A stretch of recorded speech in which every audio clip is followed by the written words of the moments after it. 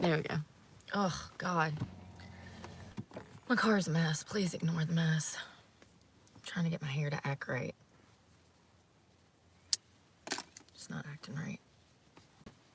It's better. It'll life once it's down. Dried. This part right here. I'm gonna do this number with. See if I can get it to dry down a little bit better. Good morning.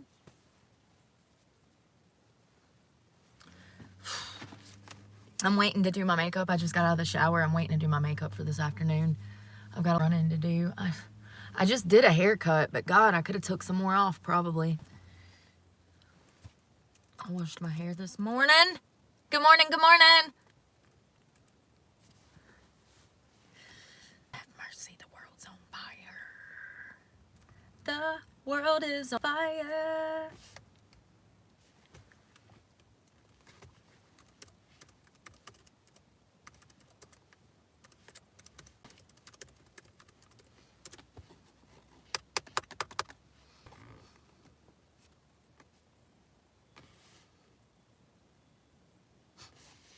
Freaking stock market like to crash yesterday. Not really, but kinda. It was because of the tariffs.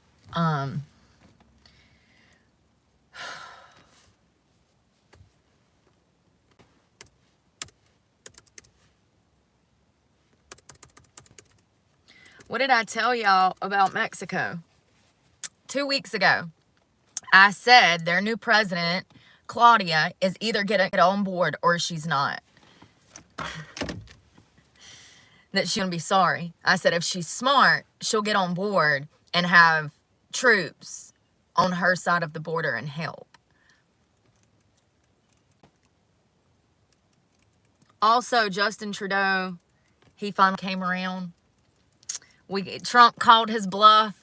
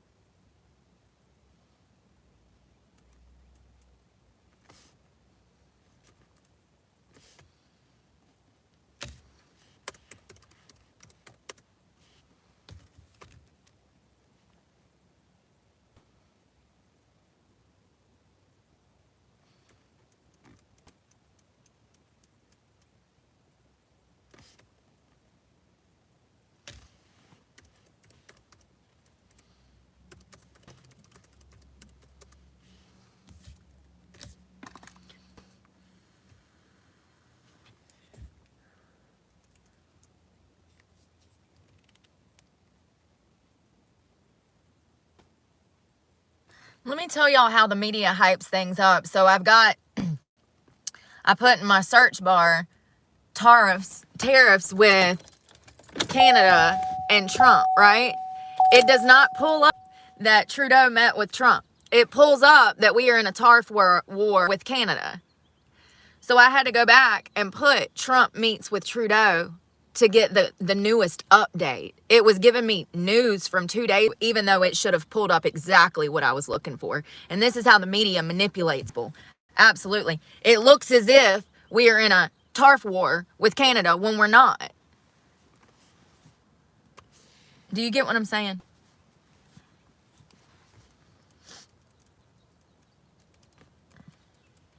Because they've already reached a truce. A truce? A truce.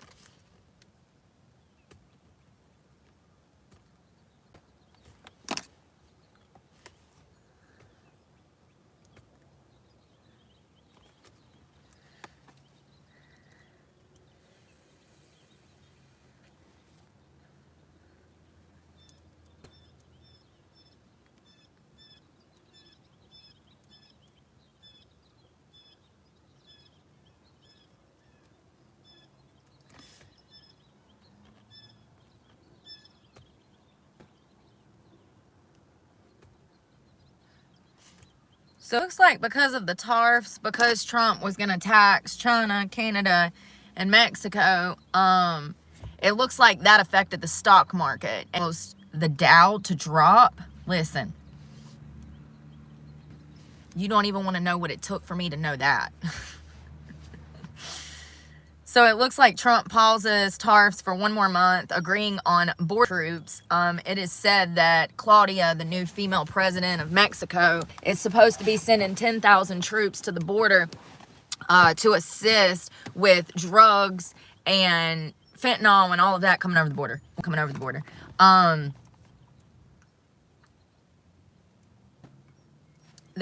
Trump wanted Mexico's complete compliance to take back their illegal immigrants, number one, but also to fight the good fight on drugs, because he's trying to prevent trafficking of fentanyl and other illicit drugs from coming over the border, because we know that that's where it's coming from. And fun fact, it's a world effort to kill us, because China actually produces the chemicals needed to produce the drugs, and they send those chemicals to Mexico, and Mexico produces the drugs and sends it over the damn border. So it's a team effort to kill all of us. Or make money on us, whichever you want to see. I feel like they're intentionally trying to kill us, but whatever. Some people may see it as, oh, they're just trying to make money. No, they kill people. So it looks like he's agreed with Claudia to temporarily pause the tariffs on goods imported from Mexico. And that's only if she sends immediately 10,000 soldiers to the Mexico border to protect her side of the border, because the wall is being built. Construction on the wall started, I think, week before last. So they are building the wall. Construction has resumed. There we go.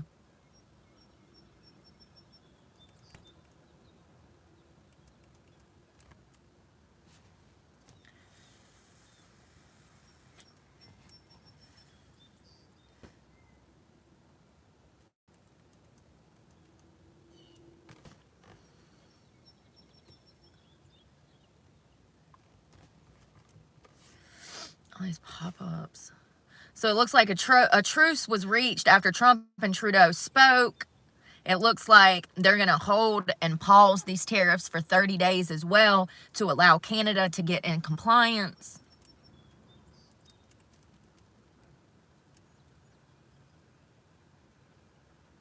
An impending trade war between Canada and the United States has been temporarily averted, Prime Minister Justin Trudeau announced Monday after his country agreed to border security measures with the United States. Why would you be objecting to border security? Anyways, Trudeau and President Donald Trump talked by phone at 3 p.m. Eastern time, so this was yesterday afternoon. Trudeau said Canada will spend $1.3 billion to reinforce the U.S.-Canadian border with new helicopters, technology, and personnel to target fentanyl trafficking, among several other measures. In addition, Canada is making new commitments to appoint a fentanyl Caesar. We will list cartels as terrorists. They should be. It's intentional. They are killing people. It's like an infection in the damn blood of this country, you know? So it looks like they're going to have fentanyl Caesar in Canada. They also are going to, they're going to ensure 24/7 eyes on their side of the border, or the border. Launch a Canada-U.S. joint strike force to combat organized crime, fentanyl, and money laundering. I've also signed a new intelligent directive on organized crime and fentanyl, and we will be backing $200 million.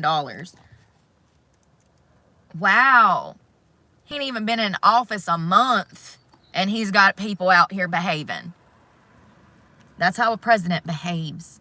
Look at this. Joe Biden, he never, he could never. News of the agreement came hours after Mexico agreed to a similar plan to appease the Trump administration on border security to avoid threatened U.S. tariffs on imports. As with Mexico, the U.S.-Canada truce is good for 30 days. Trump's threat to impose a 10% tariff this week on a third nation, China, is still in play.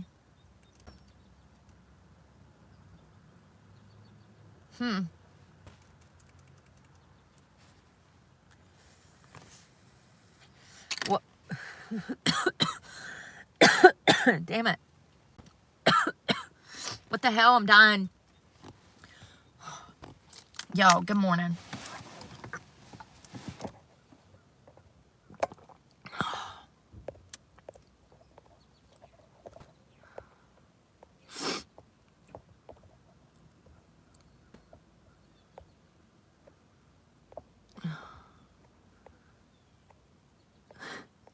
I'm Barack Obama. Love you, Brooke. Hope well. Good morning, YZZZ. XYZZ. Manuel, how are you doing? I hope everybody. Hey, Shane. I hope everybody's doing well. It's supposed to be nice today, y'all. It's going to be 72 degrees. Can you believe that? Yesterday, it was like cold. Last night, I had to use my sleeping bag. It was that cold. I don't understand. But, so y'all remember like a week ago, I was talking about Elon Musk might be the Antichrist, and everybody's like, you're crazy. And I don't know if anybody said that, but, and I was like, well, how would he do this? Like I said, it was literally last week. I said he would have to have access to money to implement the Antichrist predictions. I don't know what to call it. Prophecy. Is that a prophecy? It's not good. I said, how would he do it? And here he is in the Department of Treasury, which is a no-no. And listen, I know that a lot of people are not going to agree with me on this, but right is right and wrong is wrong. And I don't care if I'm on the right or the left or in the middle or in fucking outer space. I don't care. I'm going to keep it real. And if this was theft, allowing Elon Musk to have access to the Department of Treasury and full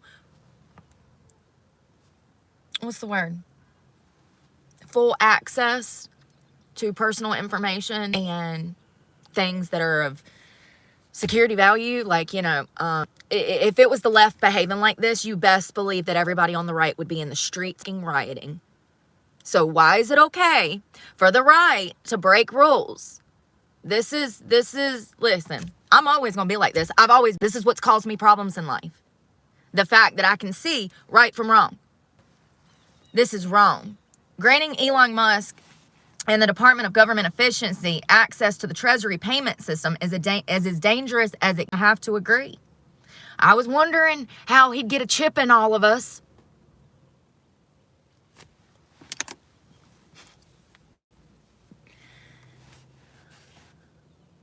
It's crazy. It's crazy. He has no clearance for that. Well, I mean, the president has allowed him to do this, but let's be honest. He's not even an elected government official who has access to all the resources of the Department of Treasury. This is not okay. And I saw this coming weeks ago. And I just didn't understand, if he was going to be over the Department of Efficiency saving money, how he would even have access to money. Well, here can go. I called it. Listen, y'all can call me crazy. Until I see evidence that supports that he is not the Antichrist, in my opinion, everything we are watching right now is prophecy being fulfilled. I'm terrified. And I don't understand why people on the right and people on the left think just because they're on that side that it makes it okay. This is not only a breach of like trust, but it's illegal as fuck. He is not an elected official. And at this point, who's running the fucking country? Because I feel like Elon is the fucking president over here. This is not okay. I don't agree with it, and I just want to state that because I know that I'm on the right. I know that I'm conservative, but this is absolutely wrong. He has no right to be fucking with the Department of Treasury. He has no right to even have access to millions of people's personal information. He does not have security clearance for this. He's not even supposed to be in the Department of Treasury. Those people are not even fucking elected officials anyways. The Department of Treasury has nothing to do with politics. Fun fact. This is crazy. The system credits for individuals, businesses, and crucial grants and payments to government contractors. Some of those include organizations that compete with Musk companies. So listen to what this is saying. This is saying people who are receiving grants, payments, government contractors, individuals paying out for tax credits, and individuals for businesses. Some of those include organizations that compete with Elon Musk companies.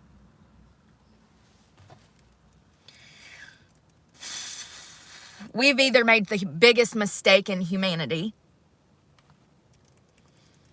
or we are watching history in the making while all is being broke. You know, this is not acceptable. I was already on edge about this new department anyways, because that put government, which puts him front and center for the Antichrist position. And then when Vivek Ramaswamy stepped away and said he was going to go be the governor of fucking Ohio or something, I'm like, wait a minute. I was only on board with Dodge because Vivek was going to be their supervisor. Elon. Now Vivek is gone and Elon's doing this by himself, and somehow he has weaseled his way into the Department of Treasury. This is not okay. I agree. Left on this. If it was the right behaving this way, if it was the left behaving this way, everybody on the right would be out in the streets. Could you imagine if they put Dylan Mulvaney, the head of some government efficiency, and then allow Dylan Mulvaney to have access to the Department of fucking Treasury? Think about what I'm saying right now. And I don't know, maybe Michelle Obama. Could you just imagine if it was the left doing this shit? All I know is none of us fucking Republicans would go for it. And I'm a Republican not going for this shit right now.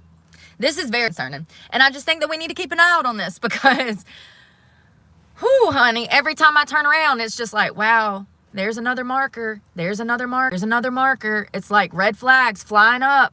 And then I start looking more into the prophecy of what the Revelations actually says. And I'm like, holy shit. Maybe we should do something about that. Maybe I should go over we can draw parallels from Revelations to current situations because it's crazy. I just don't agree with this. And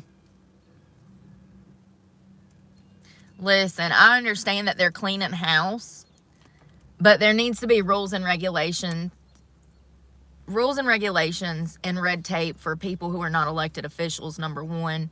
Also, number two, legally speaking, in my opinion, he has no right to have access to anything in the Department of Treasury. I just can't believe it. And I'm going to call shit as I see it. And this is wrong. It's wrong. We either made the worst mistake ever, or we're watching history being made for the good or bad. Because we don't know how this shit's going to end up. We sure don't. I just know that if it was damn Jill Biden, a non-elected official, and you know, she was married to the president, so she even had more skin in the game, in my opinion. Who? I don't fucking know. Who's an activist for the left that's like, I don't know. But y'all know exactly what I mean. So, I just think that, my belly's growling.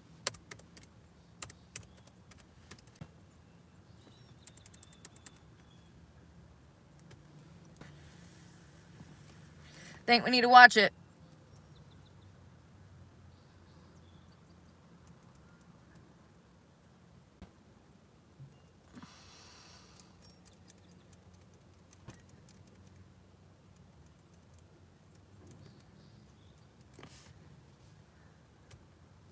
Y'all, so I made a video yesterday. It was short when I went to school. Do y'all know that I used the music off of YouTube, and YouTube gave me my first strike for music that I picked off of YouTube?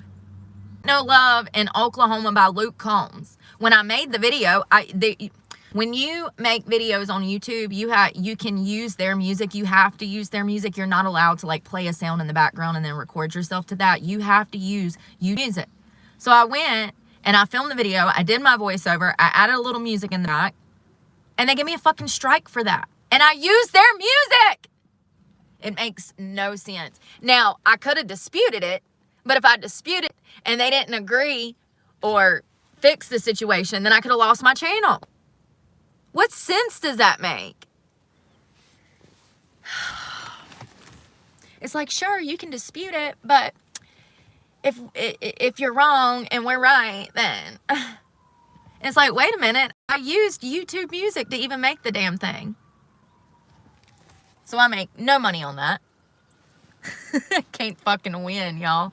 Y'all stand, I cannot win.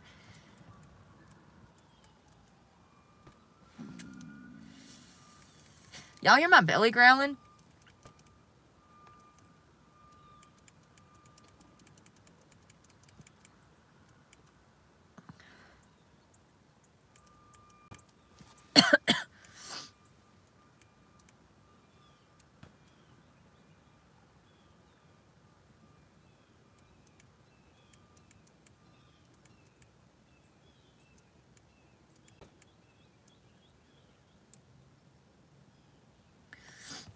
So they got that new coin front and center.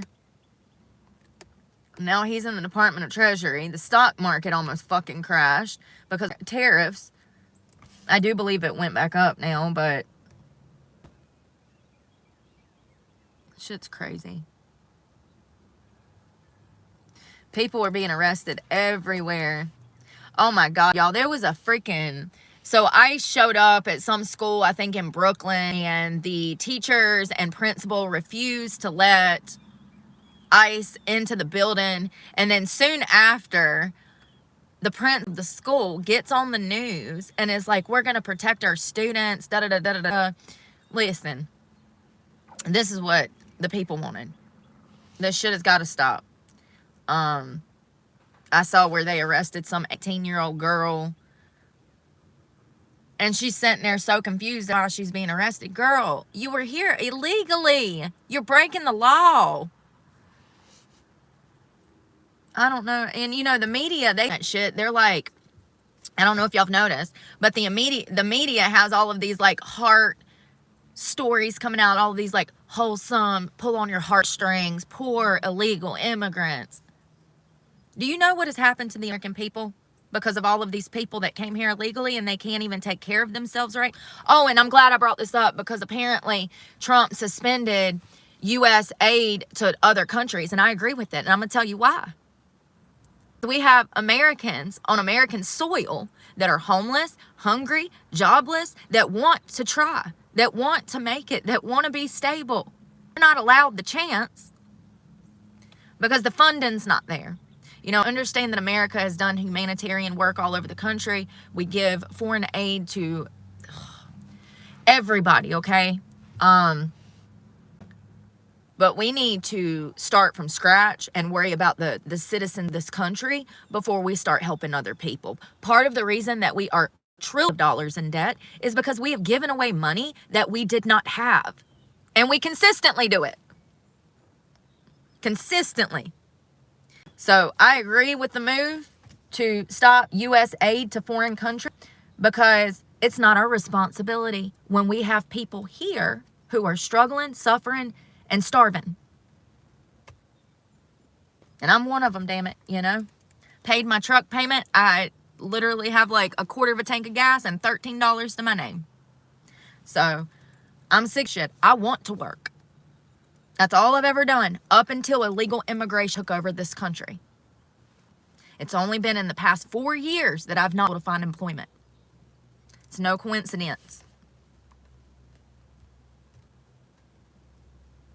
So all foreign aid has been and good.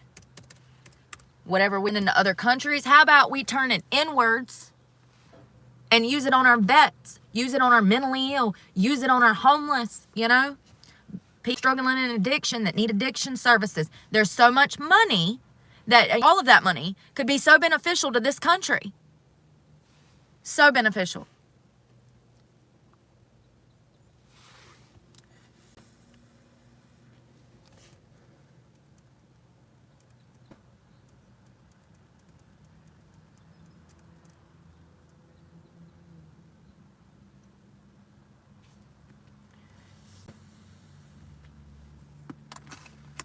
So it looks like all of US aid contractors were placed on leave.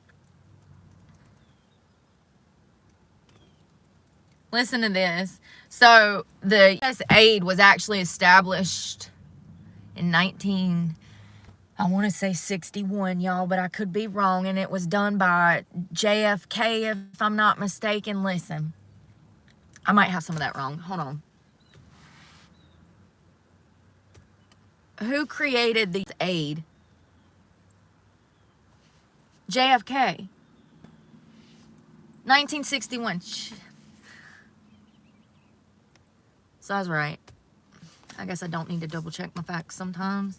So it looks like the agency is for international development. It's an international agency to develop and help. It provides billions in humanitarian assistance overseas.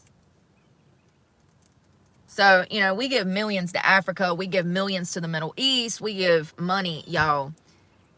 The list is unbelievable. Over 100 countries that we send money to.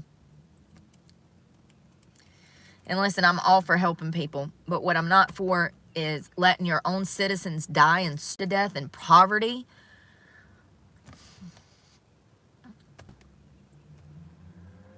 I'm sure when JFK made that Foreign Relief Act, that Aid Act, that he didn't envision it getting abused. And in my opinion, it's gotten abused. And there are rumors that money has been laundered. Laundered. Allegedly. So this is one of the reasons I do believe that they are looking into where the foreign aid is going, is because there's money thing. And I told you guys that this was going to happen. Give me 1 second. Who is the secretary, the press secretary? Who is Trump's press secretary? Caroline Leavitt. So she got on the news yesterday. Y'all, it was epic. She had a whole list of items that the Biden administration had spent money on. Do you know that they were spending money on LGBTQ plus parties upwards of $40,000 per event? Cannot make this shit up. If you think I'm joking, go look up Caroline Leavitt yesterday and you'll see the whole fucking list. The shit left was the Biden administration was spending money on. She had a list, honey, and it was all DEI propaganda, LGBTQ plus propaganda. It's absolutely infuriating what our tax dollars have went towards.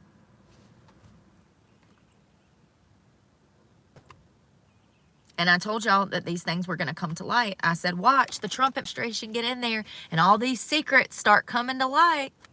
So here we go. You know, here we go. I knew that money was stolen because nothing ever makes sense. You know, apparently there's rumors that there was a lot of money laundering going on in the Biden administration while they were in office. So everything that we assumed, we still have to assume until there's more evidence. But yeah, there's money missing. Millions, if not trillions of dollars.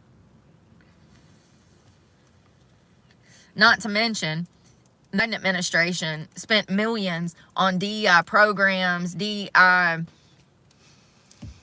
They were pushing that DEI, babe. So all of that money that was spent for the LGBTQ plus DEI was a waste. Got to get Trump in there to overturn all the dumb shit that they done. Allowing men in women's bathrooms. Men in women's sports. What is wrong with people, y'all? I just don't understand. Common sense ain't that common? Is that what we're going to say? That's what I'll go with. Show them some grace.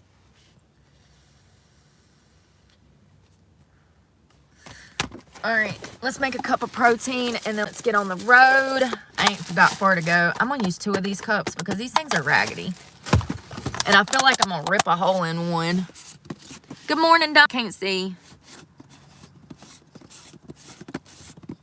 Yeah, I don't know about Musk either, Susan. And I literally was like one of his biggest fans prior to him going to work for Doge, whatever.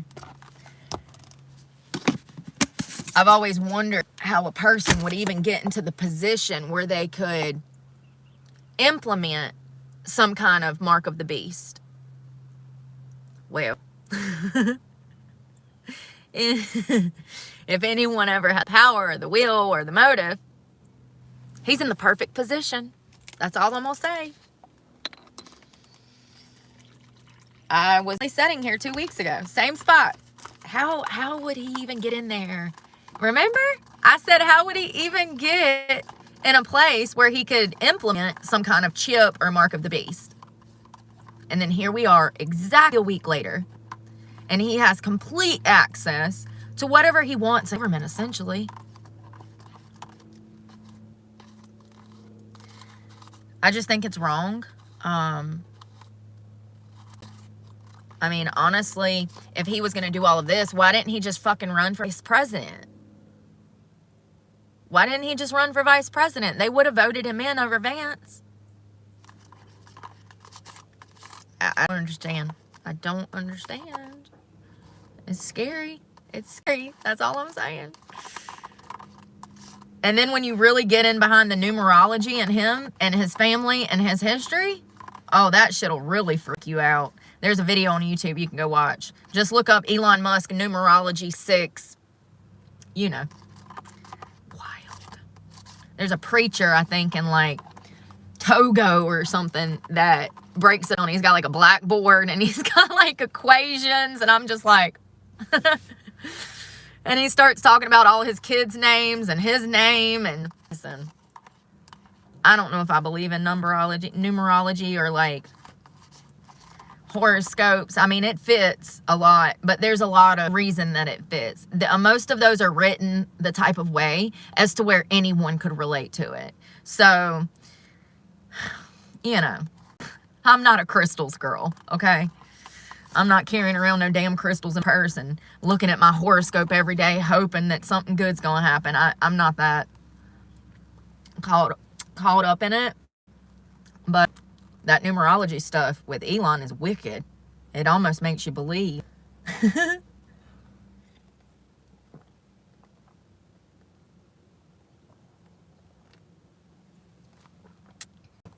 I didn't eat breakfast this morning. I did have a banana and 2 vitamins and a bottle of water. And this is the rice cinnamon toast crunch protein. It's okay. I mean, it tastes like cinnamon toast crunch for sure. It'd probably be good with like an actual bowl of cinnamon toast crunch.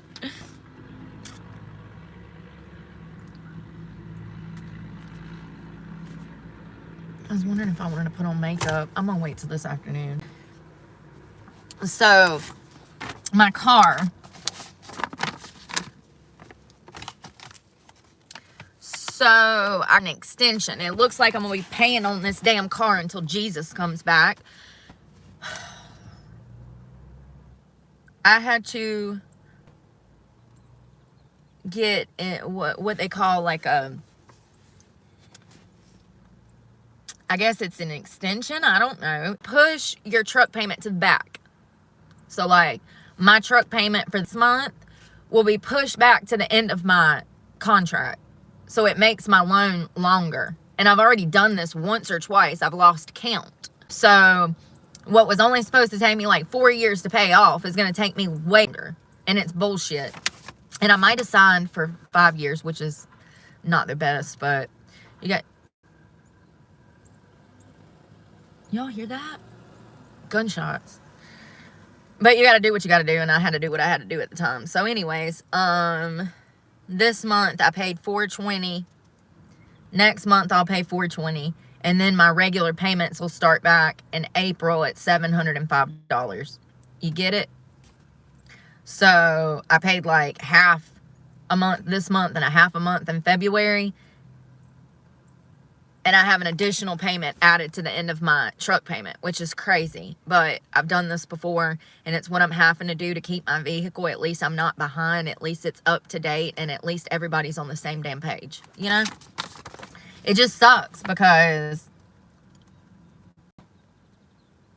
yeah, it's like an extension, I suppose, because I see here where I'm supposed to go and sign some paperwork today for that.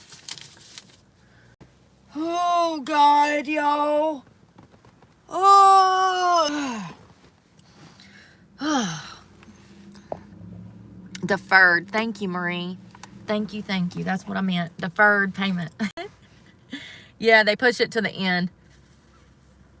Y'all, it's going to be nice today. It's going to be 70-something degrees. That's crazy. It's been freezing. Ow, I just scratched my forehead. My nails are so long. Let's see.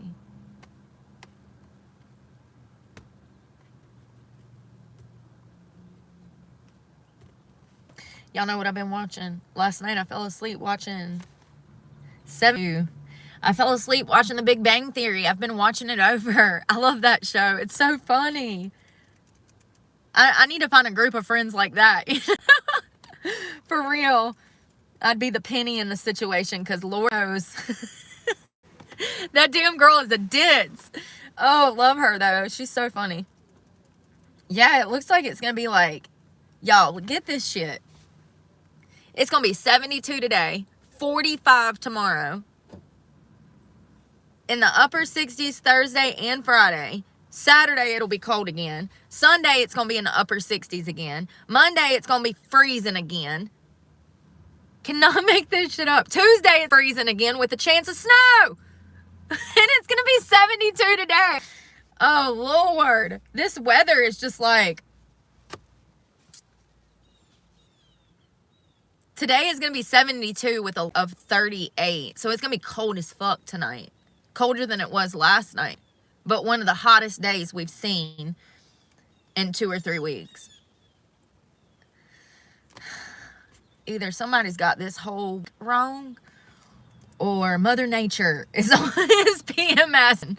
Mother Nature is PMSing. That's what it is. That's what I'm going to start saying. Mother Nature is PMSing. This bitch is premenopausal. She's going through a hot flash today.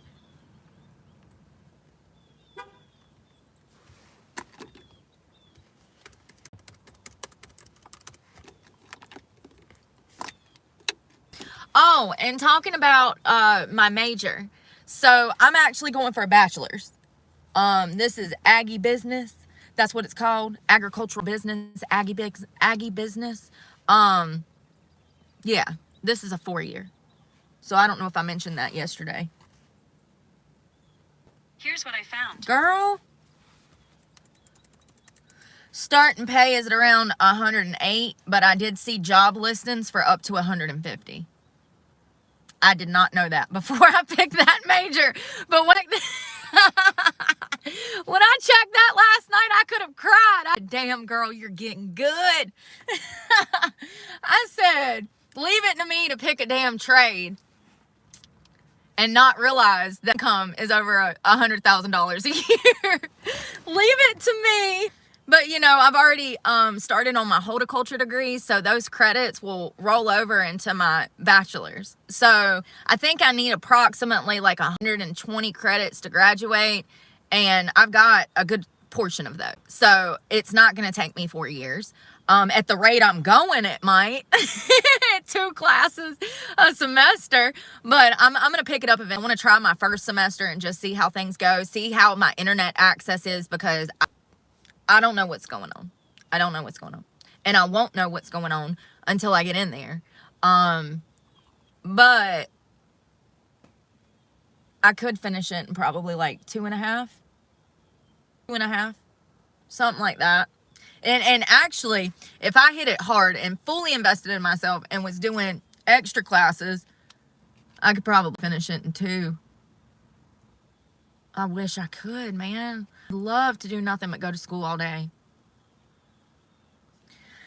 we'll cross that bridge when we get there.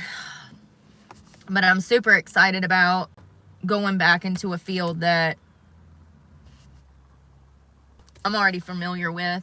The great thing, the difference between horticulture and agriculture is horticulture is more plant-based. Agriculture is going to be livestock farming, plants, irrigation. I mean, it's going to be everything, from agricultural marketing to agricultural equipment systems management. Agribusiness is what it's called. And farming, food processing, fertilizer, pesticides, which I'm already aware of because of horticulture. That's what we started with. Farming equipment, food distribution, agricultural business management is the exact title of my bachelor's, is what it will be. So,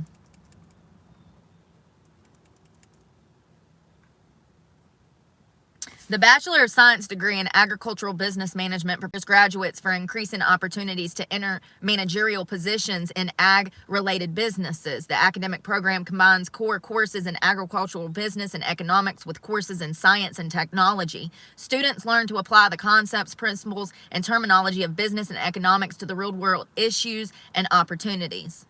The Agricultural Business Management program provides graduate for careers in management, marketing, sales, finance, supply chain, entrepreneurship, and related fields. So, given the fact that I'm a 3-time felon, part of the reason that I picked horticulture many years ago when I first went to school for horticulture, part of the reason that I picked that was because I knew that it was going to be extremely hard for me to find work, point in case my current situation.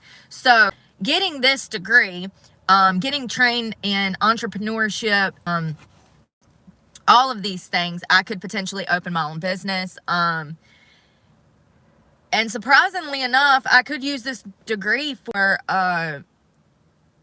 addiction services. So I don't know what I'm going to do with it. I don't know where I'm going. And I keep saying that. But there's a lot of things that I could do with this degree. And I need to stay on course. Since I had already went to school for horticulture and those credits will, transfer, and I already have a history and I know that I'm good at it, then I need to stick with it. It would be stupid to take on something that I'm not going to be able to get a job with, like nursing. That was the first thing they tried to throw me, and I said, listen, I don't qualify for that shit. He was like, oh, you don't have to say anything. Okay, I gotcha. I was like, yeah. He was like, well, what are you thinking? And I said, a trade. What do I look like, bro? I'm sitting here in camo. Like, what do you think? You think I want to be a cosmetologist and deal with all them bitches? Absolutely not. Absolutely not. Somebody tried to talk me into that one time, and I almost done it because I'm a dummy sometimes. And I like to take people's advice way too much. And I shouldn't. Especially when they're raging alcoholics. You live and you learn. You live and you learn.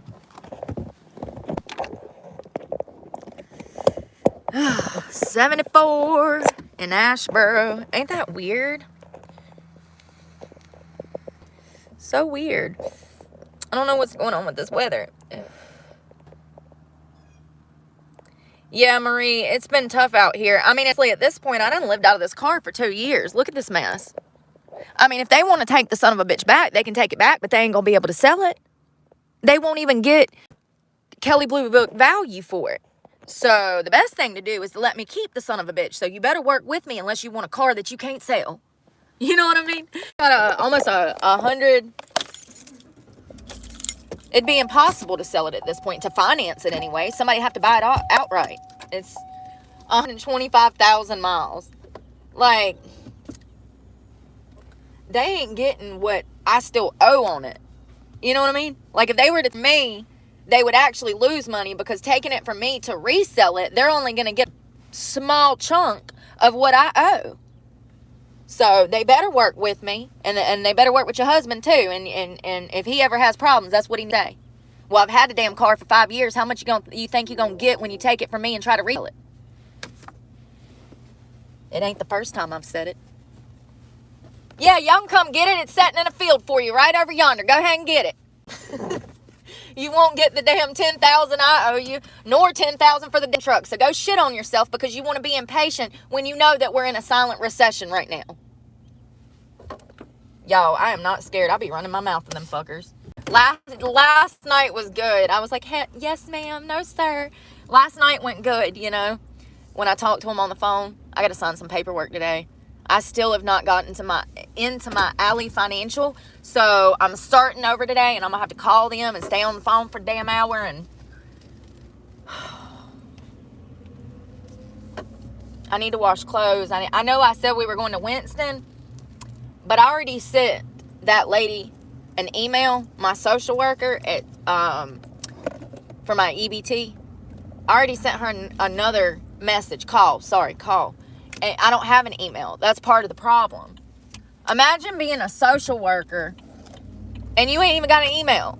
How does that work? I am so confused. How does that work?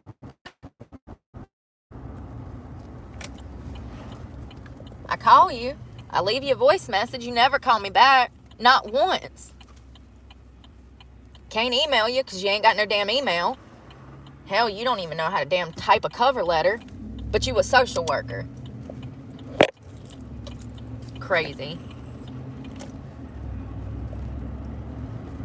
That Department of Social Services in Winston-Salem is trash. Absolute trash. Go anywhere else if you can. Especially if you're white. It's unfortunate that they will not help you because of that. But I'm here to tell you that I've had personal experiences with them for 2 years that I've been homeless, and they have not helped me not once. If it was not for fighting for myself and advocating for myself, I wouldn't even be where I'm at right now. Social services in Winston-Salem is a joke. And in my opinion, they disproportionately don't help white people, thinking, I don't know what they think. I just know how I get treated when I go in there, and I know the people that are in there, and there ain't no motherfucking people in there. So there's a reason. It's almost as if everybody in town knows that if you're white, you're not going to get help from the Department of Social Services in Winston-Salem. What is that about? Oh, long history of discriminating against people, I guess. I don't fucking know. Or is it that I have a YouTube channel and she's aware that I talk about her failed responsibilities? I don't fucking know, and I fucking care. If you don't know how to do your job, if you can't call your clients back, then maybe you shouldn't be a social worker. It can take me 3 weeks to get in touch with you when you're my social worker. Not to mention, they made it damn near impossible to even damn get the paperwork I needed for school. I mean, it was so embarrassing to have to call college, y'all, while I'm in social services. I'm on the phone with the school, and I'm like, yeah, I'm talking to the director of advisory, and I'm like, what paperwork do I need from the food stamp office? The food stamp office, I'm standing in front of a glass with 4 or 5 people back there. They're all literally screaming at me, I have the right paperwork, when I did not, in fact, have the right paperwork. I'm on the phone with the school. The school hears what is going on in the Department of Social Services, and the school says, Brooke, just bring us what you got. Please get out of there. It sounds horrible. Then I get to the school, and they say, Lord have mercy, girl. What did you go through over there? We heard them and the way that they were talking to you on the phone.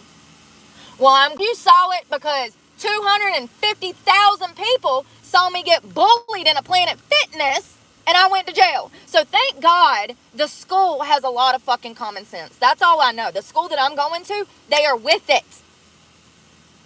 They're not some dumb fucking college out here trying to rip off parents and students. They are with it. I highly recommend the college, and after I'm there for a while, I'll tell you guys where it's a community college. It doesn't really matter. I do my classes online, so it ain't like you can hunt me down, honey. Nice try. Yeah, so highly recommend this school if you were in northern North Carolina, because they are with it. They get it. They get it. She said, yeah, the director said that they were screaming at you. I laughed. I was like, oh, you heard that. Okay. Racist ass motherfucker.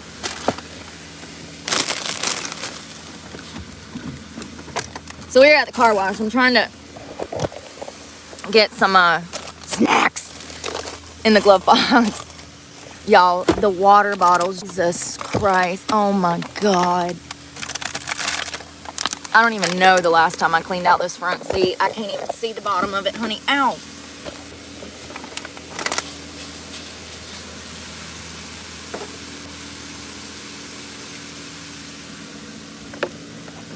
I mean, I think what pissed me off the most is that I needed that letter so that I could declare my residency, and they're like fighting me on this.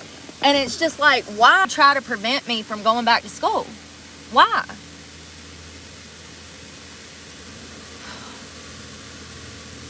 I'll tell you why. Because it makes them feel good about themselves. It's sad, isn't it? I know. What a pathetic way to act like an adult. But I can assure you that there are millions of people out here that act the exact same way. And they always will. Because they never grew up. And they don't have sense enough to find some damn awareness and evaluate themselves. And so they leave high school acting like children. And they go into the workforce acting like children.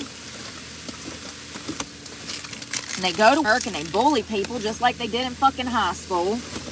And then little old me walks in.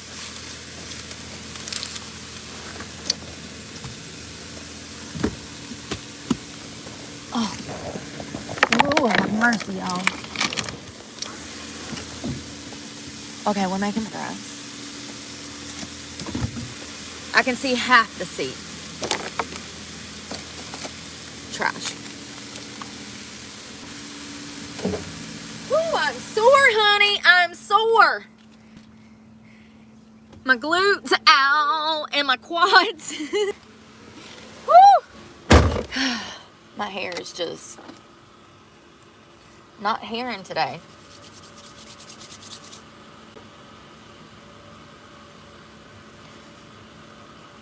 I washed it this morning. It's a mess. It's always a mess.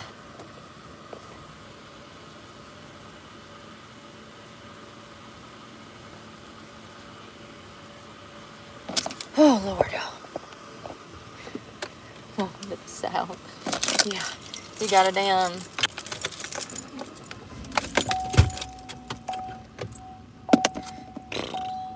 I don't know. I just feel like,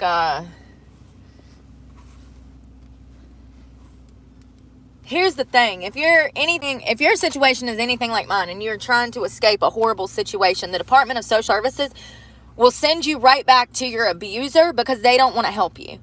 That's been my experience. And matter of fact, not only does the Department of Social Services, but the cops do it as well.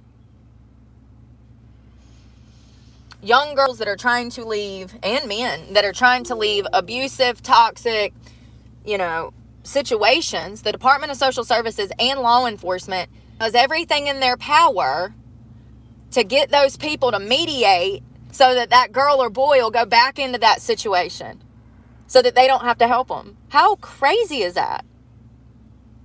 Think about sex victims.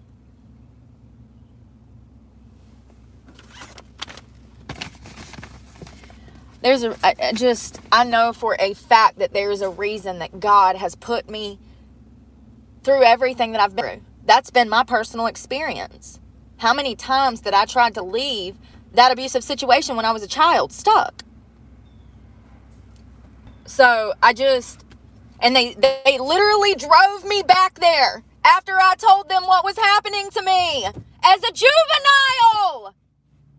Think about what I'm saying. How fucked up of a system is this? The cops, social services is supposed to be where you go to help yourself. Help you, help yourself. That's not the system that we have in America. Actually, quite ass backwards. They don't want to help you unless they're going to receive funding for you.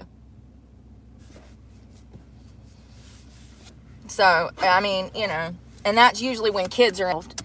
And that's why we see a lot of moms out here that don't fucking work, living out of Section 8, fucking getting thousands in food stamps. And, they get money for her. So they don't mind giving it to her, Somebody like me, who has no children. I'm not living in Section 8. I'm barely getting $30 a month for food stamps. Bullshit. When I have done more than I've seen anyone fucking do. Around me, honey. Around me.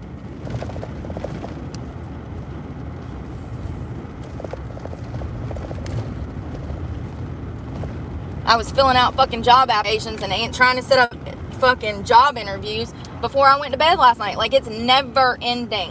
I always have something to do. I look around at some of my old friends and people that I know, associates and shit, and I'm just like, how do you have a home and a fucking... How are you taking care of your kids? You ain't even never worked. How? Because the system protects certain people. They help certain people. And then there's other people like me that they don't want to help. It's intentional. Has been for decades. Has been for decades. And they actually enslave people that way. Fun fact, they prevent them from getting educated. They prevent them from growing legs and learning to stand on their own 2 feet by enabling that behavior. And what do we see? We see whole families that are obese. And then you got somebody like me who's still losing weight that literally needs that money to eat, and she's not allowed that. But it's okay for somebody to go live off of food stamps for 20 fucking years and never work. But if I need it because the government made poor choices in the economy, which affected my life, I need it to eat, they say, make it make sense. And fun fact, there's actually more white people that get food stamps than black. However, I'm in a sanctuary state. Not technically. Allegedly. North Carolina is very, how can I say this? Almost segregated in a sense. Greensboro and Winston-Salem, you're going to see primarily black and Hispanic. Up north where I'm at in Stokes and Rockingham, you're going to see primarily white. North Carolina flip-flops all over the damn state like that. And so different Department of Social Services offices, they have their favorites. It's unfortunate. The system is broken. And if you ever had to apply for food stamps, WIC, Medicaid, Section 8, anything like that, then you know how difficult it is, how much evidence you have, how much documentation you have to take to do a simple thing like get some food stamps. It's not an easy task. It's easier if you have children. And people know that, and they intentionally have children just so they can get more benefits. How pathetic. And they distribute a horrible parenting style down to their children. Their children do the same.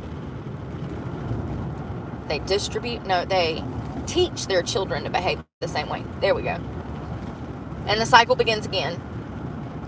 But once again, you got somebody like me who fills out hundreds of fucking job applications every month, if not thousands, and goes to interviews. I'm completely indigent. I'm in school, trying. All of my family is dead, and that's on the record. The state knows that. I have no contributing factors, like family members can't help me help myself type of thing. And I can't even get food stamps. Whatever. Maybe I'm in the wrong fucking department. Clearly.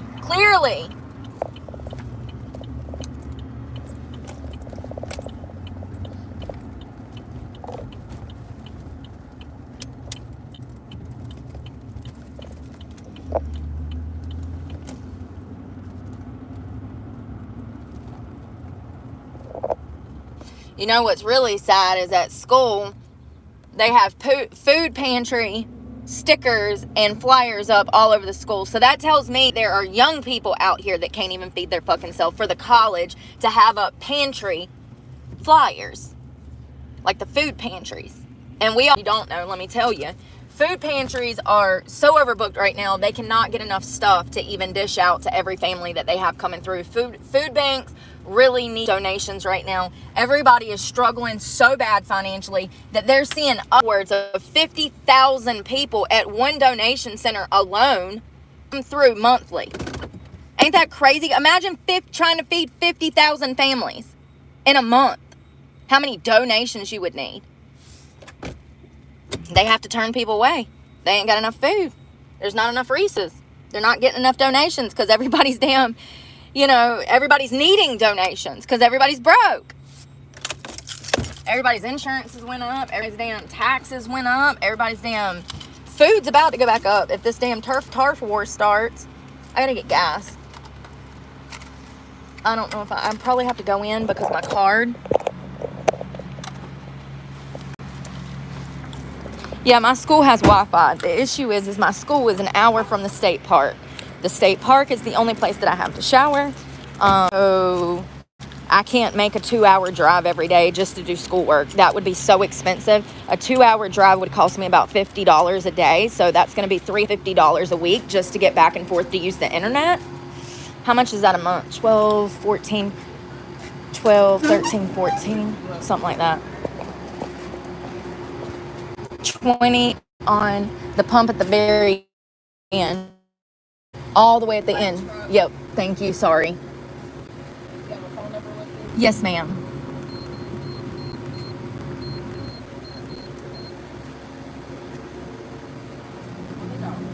Thank you.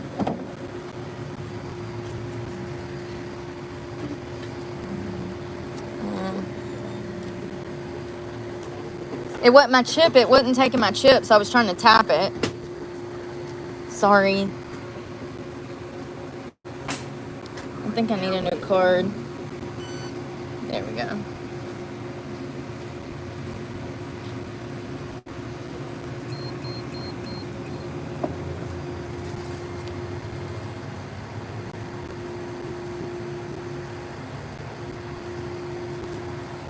Thank you.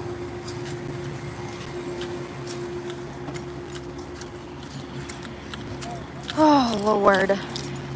Well, that was my last 20. Left me with $13. $13.50. I'm so stressed out. I don't even know what today is. Is it the 7th yet? My insurance is about to be due.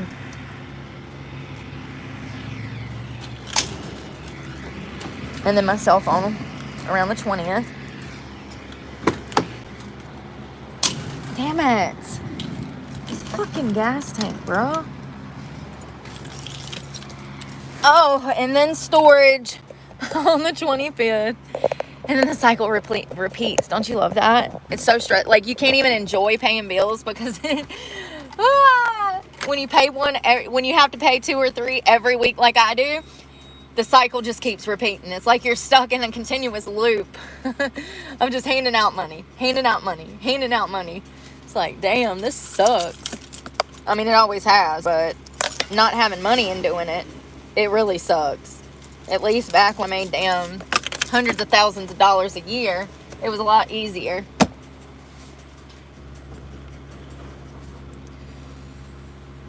Never ending.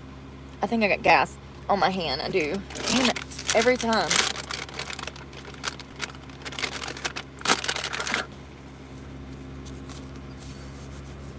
Yeah, I don't know if I'm going to be able to get Wi-Fi.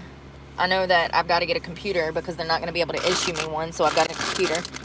But financial aid should pay for that, from what my advisor was saying.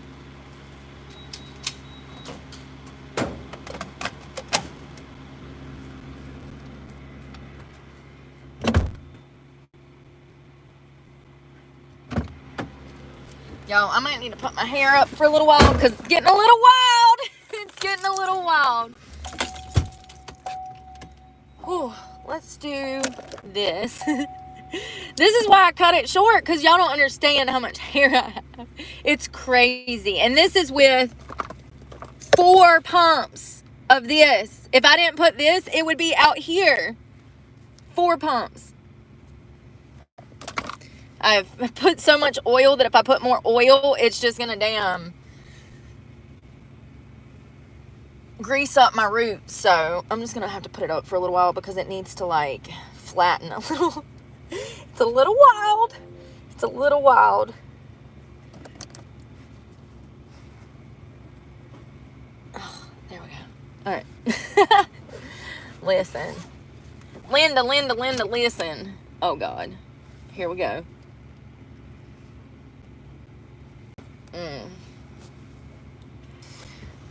Fuck it.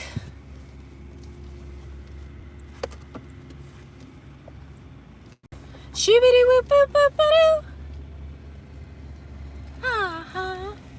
You make me feel like dancing. I want to dance the night away. Who was that? The Bee Gees or Hall & Oates? You make me feel like dancing. I want to dance the night away.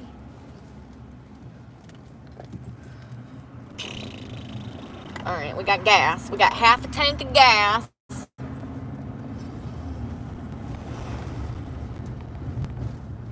I swear when it's full, it runs better. And then when it gets past half a tank, honey, it just disappears. It's like gone. It's like, wait a second. That first half took a few days to get through. Why is that second half? Why is it not lasting me like the first half? Was the gas on the bottom better than the gas on the top? I don't know. Like, doesn't make any sense. I probably should eat, but I had a banana and vitamins and water and a protein. I am hungry. I was trying to wait. To eat. I ain't really got the money. Shit's wild. I was trying to wait till lunch so I could just make something so I didn't have to buy something, but I'm so hungry. I don't know. I guess let me damn some laundry and knock that out. And then I'll worry about food. Stomach is talking to me though. She's like,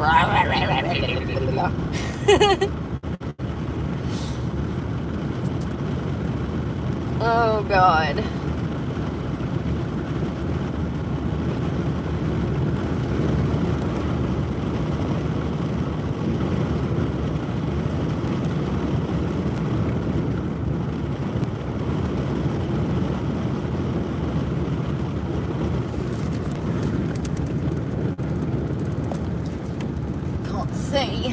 Can't see.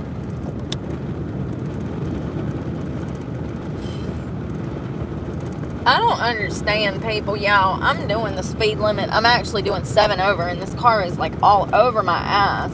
Like, I'm already speeding. Do you think that trying to lick the back of my neck is gonna help you go anywhere any quicker? Stupidity at its finest.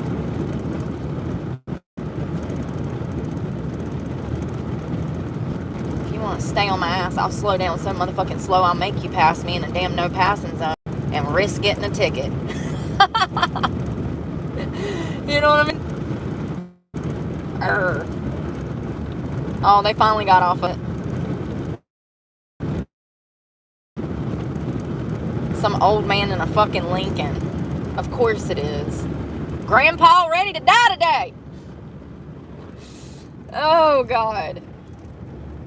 I said, that's not right, Grandpa. He said, that's too damn bad. I'm gonna ride your ass. Get over it. Y'all know that Stitch, that I think it's a little boy talking to his grandpa. He's like, I don't want a grandpa. And the grandpa's like, too damn bad. You get your ass out there. It's so funny that it's like a song, but it's not a song. It's just, I don't know what they call those. What do they call those? A voice over?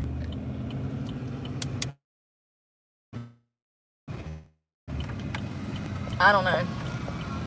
I don't know what to call that, but y'all know what I mean.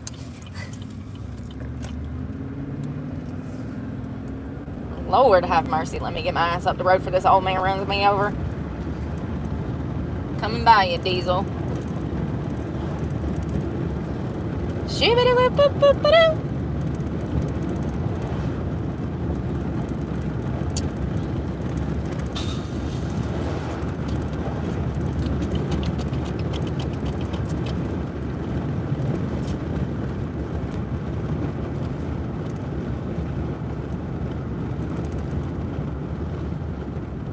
Yeah, I told the lady at the bank yesterday, I said, I don't know what's going on, girl. I said, she's like, oh, as soon as I said YouTube, because they have to like verify where you work or whatever. And she says, she said, what's your work phone number? I said, who? She said, who you work for? I said, YouTube? She says, yes. I said, they don't have a phone number. I said, if you're able to find one, let me know, because I need to talk to them. YouTube doesn't have a phone number. So as a creator, there's no one to talk to about your concerns as being a creator when it comes to YouTube. Isn't that interesting? Love that for me. I said, if you can find a phone number, I need that.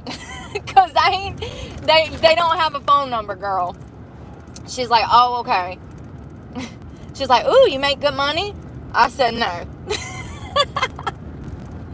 I said, absolutely not. I said, I was making good money. I said, and then all of a sudden, the checks just stopped checking. I said, so I don't know what to do at this point. I said, but, yeah, I don't know. I don't know. It's fucking hilarious if you ask me. What's your work phone number?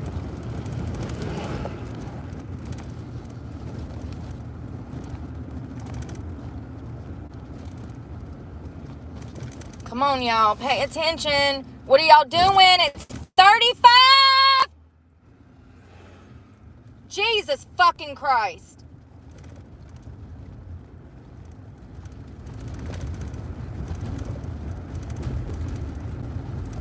$17 miles an hour in a 35. It's two fucking old people. Everybody around here is fucking old. Everybody's got 1 foot in the grave and 1 foot already fucking dead. Legitimately. Everybody's fucking boomers are older. And they don't know how to drive, babe. They don't know how to drive. Oh, my Lord. This woman is in my lane. Y'all, I just can't. I can't with stupid people.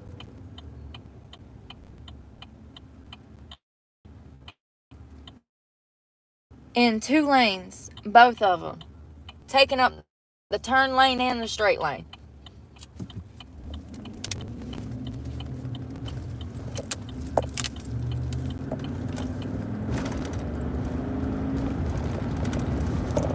We're going over here to this laundromat by the ABC store.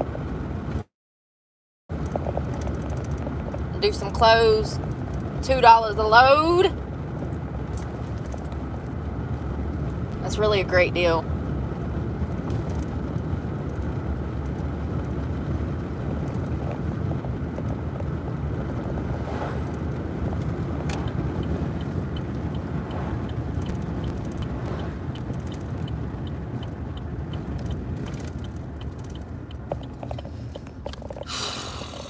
Lord have mercy.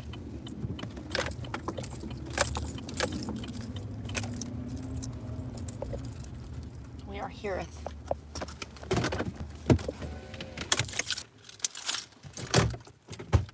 Y'all, I'm craving Panda Express. That ain't happening. But I woke up thinking about Panda this morning. You ever wake up like craving something?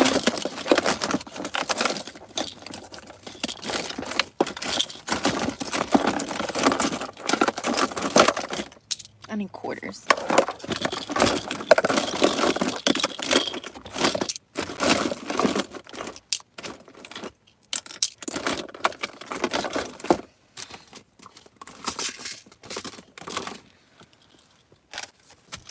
Lost everything. Why is my hair doing this shit? So weird.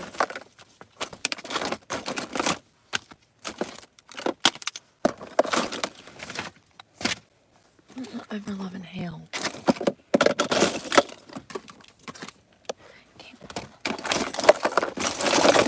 Hey. Uno, dos. Oh God, y'all, I'm so tired already. I ain't even got started yet, you know?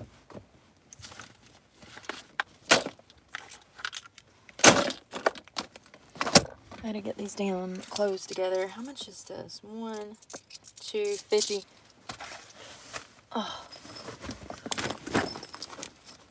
First of all, my bath bag. Hey, Amy, how are you doing? So, all my dirty clothes. Hey, I've been looking for those. I bought a whole damn 20 packs. It was 20 socks, little Reebok socks, and all of them are gone but this one damn pair. Where did they all go to? It's like there's a damn sock thief running around. There's a sock fairy. Oh, I bet there is. It's probably got a wonderland of socks.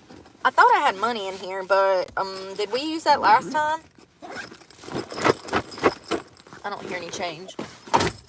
And we definitely need to wash this because it's breaking my face out. I need laundry detergent.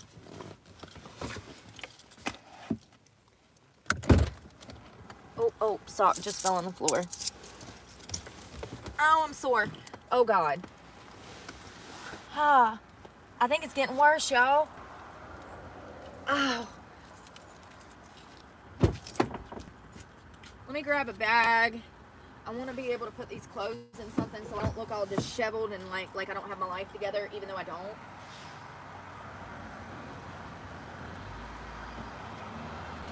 There's this little thing called Faking the Funk, and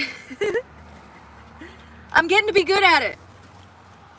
So we'll just pretend like we have our lives together and put our clothes in a bag.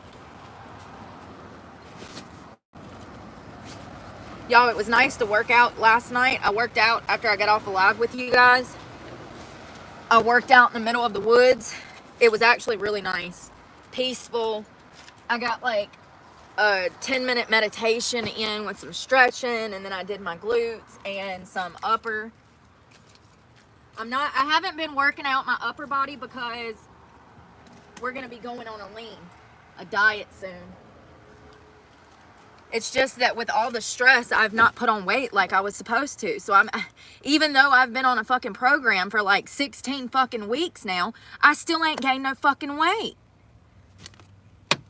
So I can't do cardio. I'm trying to grow my muscles. And if you're not gaining weight, honey, you're not growing the muscles. I mean, you're still growing your muscles if you're working out, but I'm trying to get my muscles like big. It's not working because I'm not eating enough. I was doing there good for like a week or two when we got back from Florida, remember? I looked like I was putting on weight.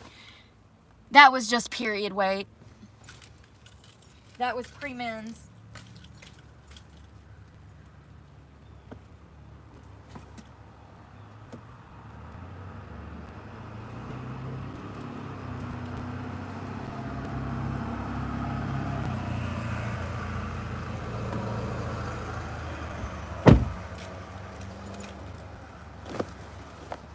Yeah, because if these jeans fit, then I'm less than 130 pounds. Because they don't fit me when I get up to like 132. They will not even like slide over my thighs. So it's kind of crazy how 5 pounds can literally make your jeans fit or not. All right. Laundry detergent. One good thing about this place is they never play music, so I don't have to worry about that. Hey, almost forgot a sock. Whew, honey.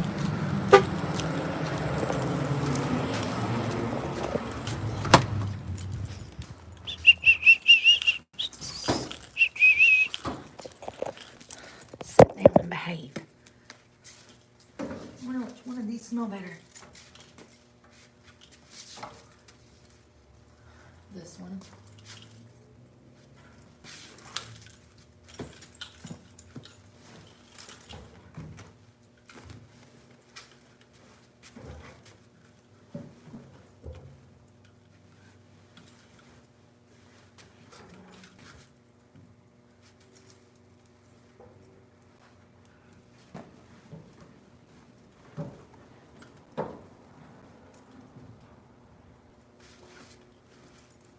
Here, hold that. I'm not gonna wash it because I just washed it not too long ago.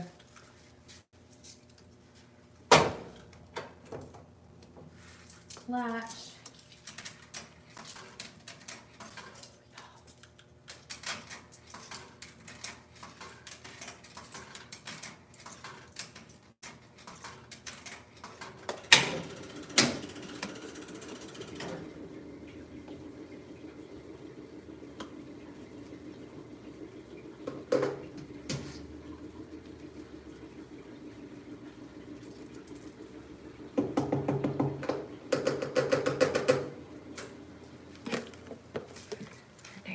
Falling down still. This is why. Because they fit here, they fit here, they fit here, they never fit here. That's why you spend $400 on buttons. Seriously, because they fit, honey. That waist is snatched. Keep having to pull my damn pants up because the only place they fit is in my ass. Everywhere else, they're damn falling off of me. It's kind of crazy, but I've always had that problem since I was a kid. I used to go jean shopping with mama, and it was the whole damn day event. I didn't like nothing she had. She didn't like nothing I liked. Y'all know how hard it was to go shopping with your parents as a kid? It was an absolute nightmare for me. Well, number one, we always had to shop at Goodwill because, I grew up poor, which was fun. That's why I like Goodwill now. Like, I appreciate Goodwill because it's sensible. I buy a lot of stuff, most of my stuff from Goodwill now. Anything that is name brand, I've had since before I become homeless. So I used to make the kind of money where I could go drop $1,000 at the mall a few times a week and it wasn't a thing. So I do have a lot of name brand designer jeans, cans, Miss Me's, Buckle, all of that shit came way before the economy took a nosedive. So just to be clear, if I shop nowadays, and I haven't bought myself anything in like 2 years, I don't think I've even, we purchased a shirt for my birthday from Goodwill this past December. We got a $4.99 shirt. That's the first and only thing that I've bought myself that was a piece of clothing in almost 4 years. I have not purchased a piece of clothing for myself in at least 2 years, if not closer to 4. So the economy hit me hard. I knew what I needed to do. I immediately stopped all of my subscriptions. I immediately shut down most of my bank accounts. I immediately started spending my money differently when inflation was at its peak in 2021. Remember? That's really when things started to go south. Because prior to 2021, financially, I was stable. So it sucks. It really does. But Goodwill is practical. And you can find brand new stuff in Goodwill. Those black jeans that I wear that are wholly the baggy ones, those came from Goodwill. Yeah. It's not really practical nowadays. Even if you got it to be spending money like that. I don't know why people do. I really don't. Every time I drive by a fucking Publix, I'm like, wow, what a bunch of idiots. Seriously. Because you would have to be stupid or just completely careless. Or, okay, do you not realize that their stuff is almost 3 times the price of Walmart? Or are you just careless and you don't give a fuck and you're just a gluttonous whore that just wants to spend 3 times so that you can say, oh, I shop at Publix. So either you're irresponsible with money unintentionally, or you're irresponsible with money carelessly because you just want to be. There's no in between. It's like when people park at a gas pump, there's 2 pumps, but some asshole parks here, so you can't even get to that next pump, Are you just inconsiderate, or are you an idiot? Because there's no in between. I can understand if you're not paying attention and you're oblivious to the fact, because you're ignorant, you're oblivious to the fact that other people need to access that front pump and you just park in the back pump, preventing people to access that front pump. I understand if you're incompetent and not smart enough to realize that. But also, there's people that realize this and they just don't give a fuck. And they're inconsiderate and they park there anyways. So, you know, it's one of those things when I see rich people spending money, I just think it's kind of dumb. And let's not forget, you know, 5-6 years ago, I didn't have to stress about money. And, you know, money was not an issue. And I was in a place where money was not an object. You know, it wasn't a thing. And so even living in $1 million house, I was just as penny pincher as I am now. And matter of fact, the man that I dated loved me for that. He's like, God, I love that you like to save money. I love that you like to save money. Like, he loved, everybody I've ever dated has actually loved that about me, because I'm very practical when it comes to spending money. So yeah, I'm like, whoa, why are we in Publix? Why are we in Lowe's? The pawn shop has the same damn tool, bro, for $300 cheaper.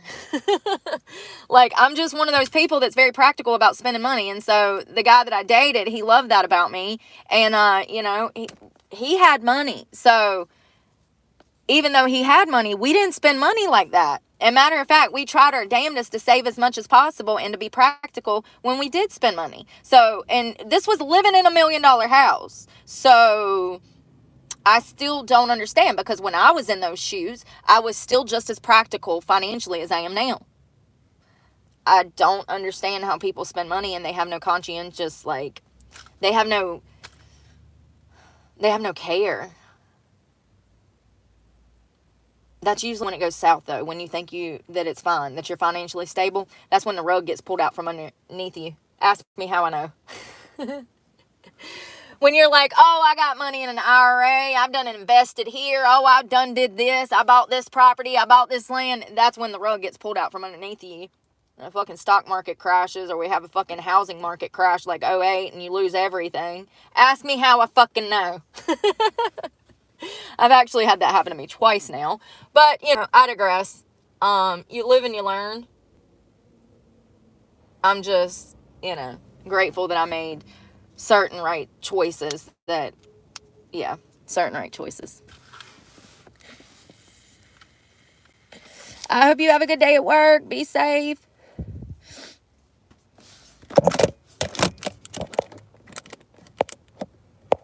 I saw this 1950s housewife doing some shopping last night, and I noticed in the segment, it was actually, I don't know when it was filmed. It looks like the 1950s. It doesn't even look like they like reenacted it. It looks like the 1950s. So I'm assuming that it was filmed back then. But they follow a housewife around to do her errands. And what was striking for me is the similarities in the way that I shop and that they shop back then. Because back then, housewives would go to the meat market to get their meat. They go to the grocery store to get produce. Then they go to a discount store to get dry goods. Then they go to this store to get something else. Like, housewives back in the 50s do exactly what I did today. And you know where I get that from? My grandmother and my mother, because they did the same thing. Yeah, we can go to Walmart and get everything we need in one run. Or we can go to Walmart and get half of what we need and then go to the Dollar Tree, which is literally 100 yards away, and get the same items, the same name brand from the Dollar Tree for a fraction of the price that we would have bought them from Walmart. And so in return, you're saving money. And this is something that I do. Y'all have been with me when I've shopped around like this. You really start saving money doing this when it's a bigger family setting. Like if it was you and your husband and like 4 children, that's really when you're going to notice an economic impact in your family when it comes to food. And if you're not already doing this, the Dollar Tree literally has so many name brand items, the same products that you would get at Publix for $6, $7, you can get for $1.25. It's just crazy. Specifically, honey. 100% honey, no corn syrup, no high fructose corn syrup, none of that. $1.25. If I wanted this from Walmart, it would be $6. Ask me how I know. We looked. So, point in case, stuff like that. Honey, coffee. I mean, they got everything from corn to pasta to damn tacos. They got everything in there. Yeah, I used to do that when I had kids, and then I did that when somebody else had kids, and it does save money. You really notice how much you save when you're doing it for a family of 4 or 6. When you're doing it by yourself, I feel like it's hard to keep up stuff when you're by yourself.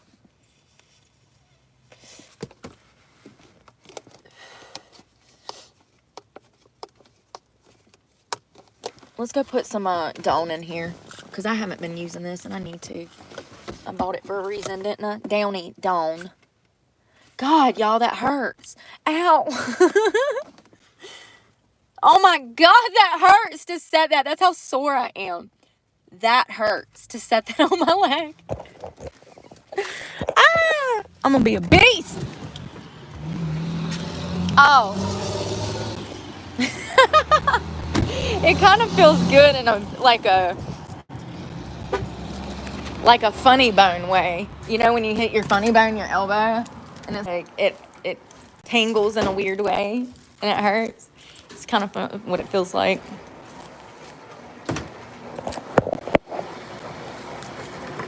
I'm in Texas. You couldn't tell by my accent?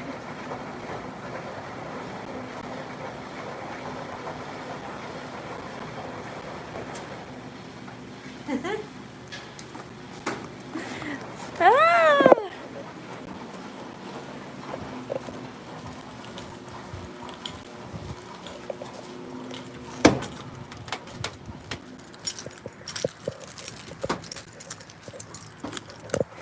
$15 more minutes. I'm wondering if I want to change or like, ow, do something to my face. Oh. Louisiana. I'm joking.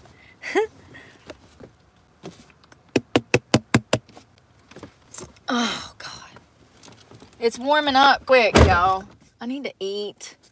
I wonder if I have anything. My hair is just like, we're just going to let it do what it does because I don't know what to do. Oh, we need to make our window covers too. Fuck. I keep forgetting.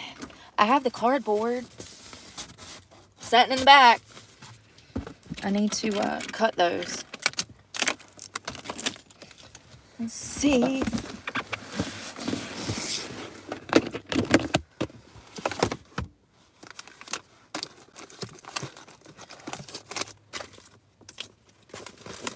Might do a girl lunch, but I don't want that for fucking breakfast. What is wrong with me?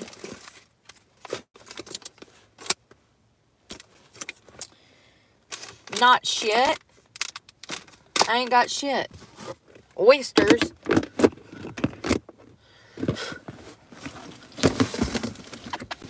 I might just have to go down. I don't know. I might have to go down and cook. It is going to be warm. I'm trying to think where I could cook. Maybe down in I don't know where I can cook. I'm not driving an hour back to the park when I have to work.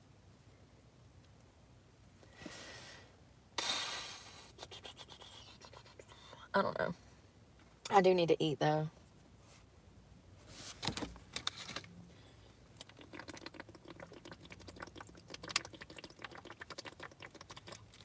Living out of your car makes it a lot harder to cook all the time because you don't have anywhere to cook.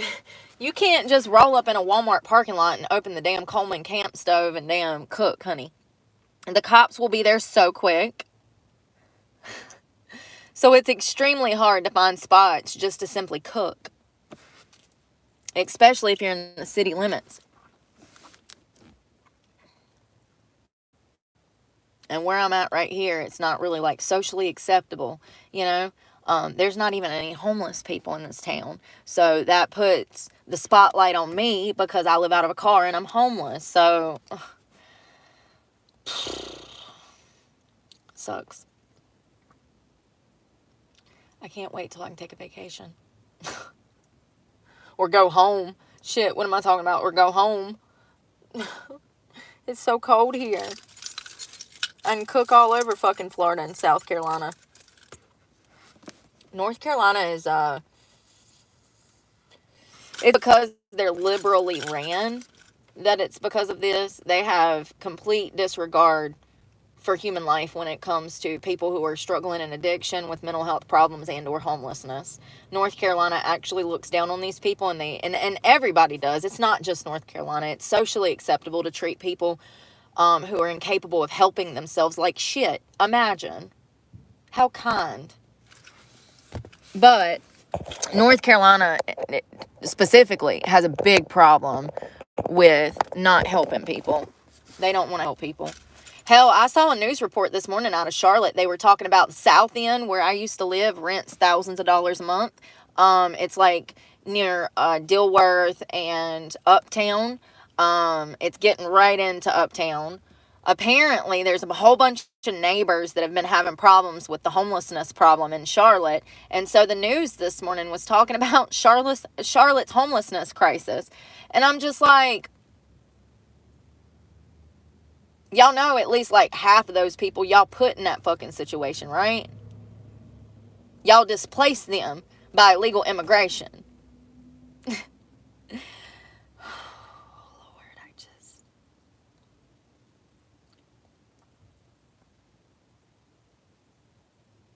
Part of the reason I left Charlotte was because of illegal immigration.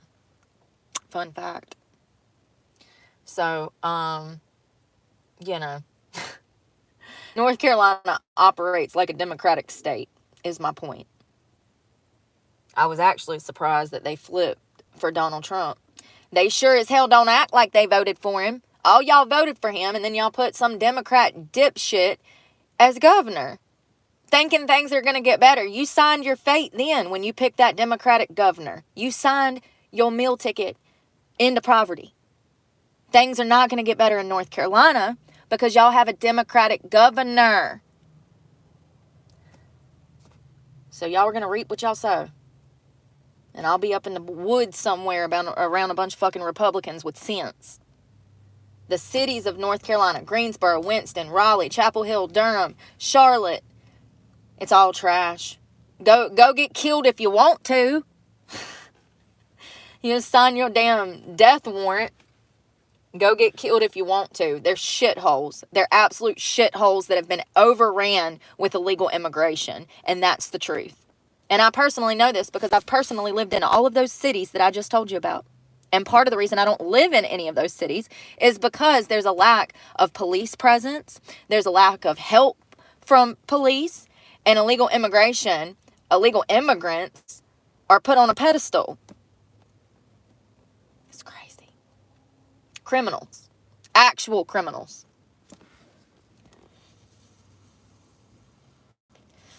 Yeah, I'm not a fan of North Carolina. I'm actually extremely disappointed because I was born and raised here. And there's people that are older than me that should know better. But they don't. They don't. Hell, I'm looking at the older generation who are 10, 20, 30, 40, 50 years older than me, not even believe in God. That's scary. Tell me that you have no purpose in life without telling me that you have no purpose in life. How lovely. Do you think I want to be mixed up with somebody that has no morals or fucking values? No, thank you. The moment you say, oh, I'm an atheist, is the moment I'm like, oh, it was nice to meet you. Have a great day. There's nothing left to discuss. We're not going to click on anything because the whole basis of my existence is God. My whole purpose is virtue. So we're not going to be able to even converse, honey. I had a guy that tried to talk to me. When was that? Last year? Year before last? I don't fucking know. But that's exactly how the conversation went. I said, oh, I'm Christian. And he says, what did he say? You know, the crazy part was he was Indian. I do believe. I think he was Indian. And I said, and I just assumed that don't they, I don't know what they believe. Is that Hinduism? I don't know. Anyways, I just assumed that it was some other religion, Hinduism, I don't know, Catholicism. I didn't know. And so this is why I was trying to have this conversation. And he's like, oh no, I'm an atheist or something. And I'm like, oh. And like, I said something about it. And then it wasn't like days later, he's like, oh no, like I believe in Christian beliefs. And I'm like, oh hell no, I'm so done with this guy. Because see, that's being fake. Let me just start off with, that is being fake. See, you're lying to appease me so that you can get whatever your self-motivating goal is, okay? Whether it's to get in my pants, whether it's to land a relationship, whatever. Whether it's to rob me blind, I don't know. But the fact that you would lie about your core beliefs is disturbing, A. But also, what else are you going to lie about? If you don't even know who you are, what your purpose in life is, what are you doing trying to get in a fucking relationship and bring somebody down with your bullshit? First of all. So that kind of pissed me off. Second of all, he was twice my fucking age. He should have knew better. But this showed me why he was single. Because he was so ready to claim some God that he knows nothing about just to try to get in my pants. Or, whatever. I always think the worst of people. Sometimes I do think the worst of people. I try to hope for the best, but I'm a realist. So, I see things for what they are. But I'm just saying, like, that's a no-no. And, I don't know why people...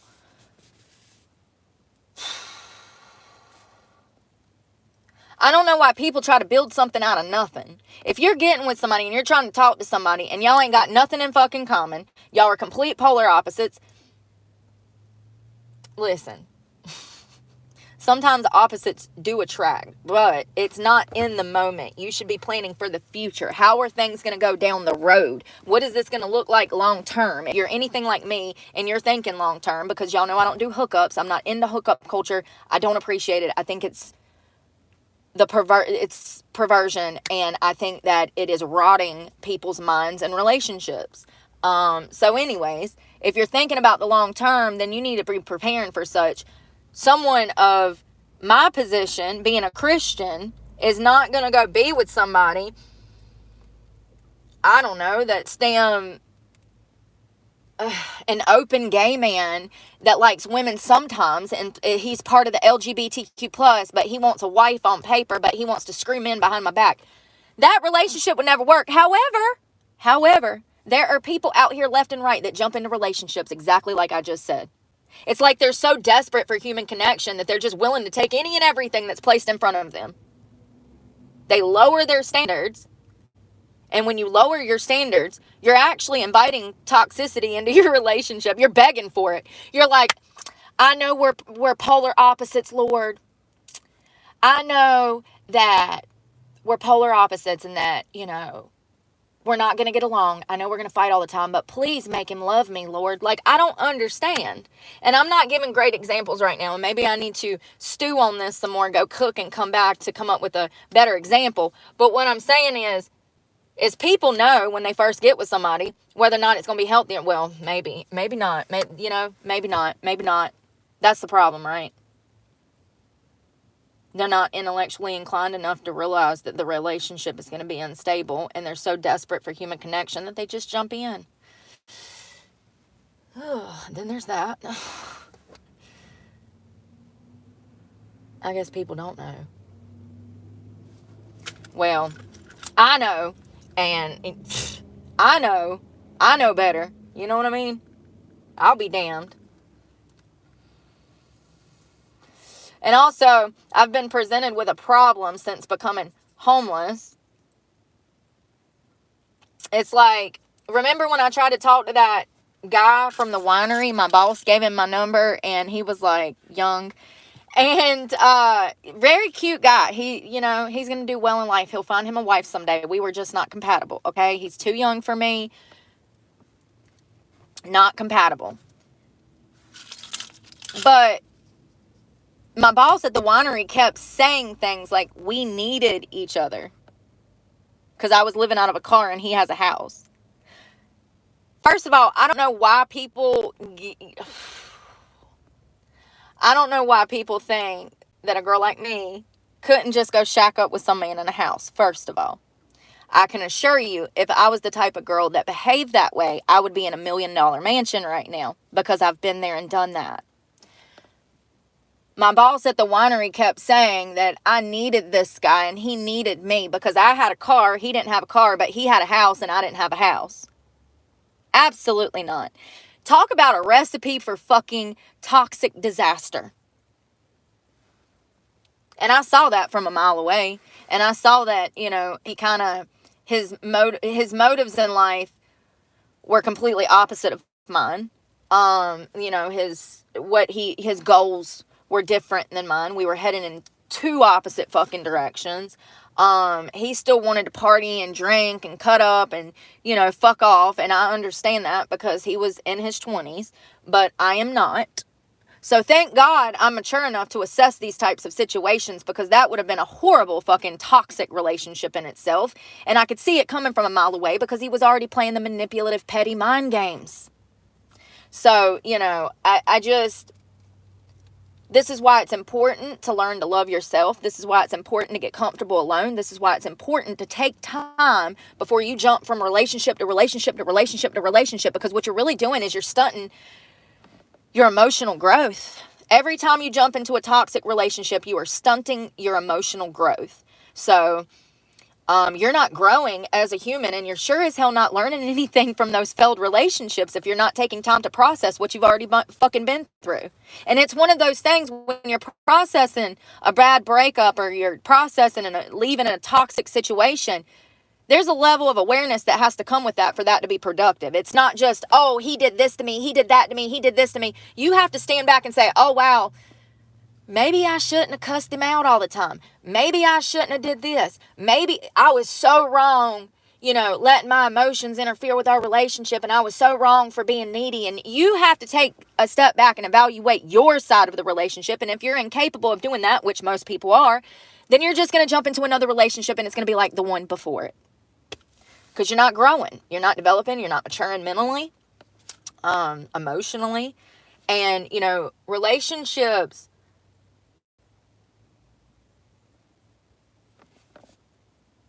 I wish that I would have married the first person that I ever was with, but things didn't work out like that for me.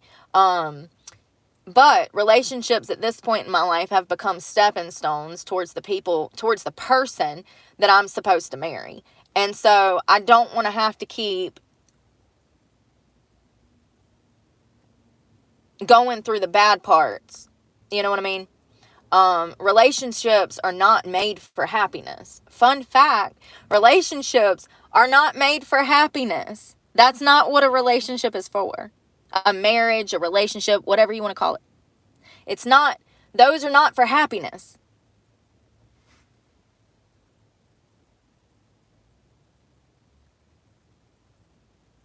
Marriage is hard, and it's a lifelong commitment. And that's what marriage is. You're making a commitment to that person. And that person is making a commitment to you. To have each other's back, regardless. Sick, health, till death do us part. Marriage is not about happiness. Marriage is about bonding. Marriage is about connection. Marriage is about building a lifelong partnership. But marriage is not about happiness. And I feel like a lot of people get married thinking that it's going to make them happy, and then they get the wedding pictures and they look so happy, but it's only 2 weeks later and the marriage is crumbling. Too many people are jumping into relationships without working on themselves before they do so. And that's why the divorce rate is highest that it's ever been. And relationships look like they do out here. People don't even know how to fucking talk to each other anymore, much less actually have a meaningful connection. I mean, it's really laughable when you think about the system that we have for dating for young people and people such as myself. I would rather be alone. Do you hear me? And that's why I am, because I'm happy. You know, I don't want nobody to fuck my happiness up. And I'm telling you, if you can get to a point where you love yourself that much, you'll never look at dating the same again. And something that I really thought, 2, 3, 4, 5 years ago when I started feeling the way that I feel now. I thought that all adults felt this way. I thought all adults, I'm like, oh, I'm maturing. This is becoming an adult. And then here we are 4 or 5 years later. And I'm like, oh, wait a minute. Whoa. Nobody knows this. Nobody knows this. That marriage is going to fail unless both parties are completely complicit and happy with themselves. Like completely content and happy with themselves. Marriage is not to fill a void. Marriage is not happiness. It's hard work, and it's a commitment, and it's a bond between two people and God. Man and woman and God. There we go. So, I don't know. I do know why. I'm like, I don't know why relationship therapists don't say this. Revolving door of money. That's why. Revolving door of money. If they fix your fucking problems, then you're not going to be coming back asking for help or spending money. So they don't want to give you all the answers because they want you coming back to spend more money. Lord, what a sad world. But I guess that's why we got YouTube, right? That's why we got YouTube. And thank God for people like Jordan and Andrew, and there's so many good doctors and clinical psychologists out here that are putting this information out for the world to learn about. And it's crazy because I ran across one of Jordan's lectures last night on marriage, and every time he talks, I'm just like, Jesus, I just needed this confirmation. It's like God puts him in my life at the right time, and I get the confirmation that what I was already feeling, there's a name for it. It's already a thing. You know what I mean? So, I don't know. Great episode, though. Jordan Peterson, Marriage. It's on YouTube.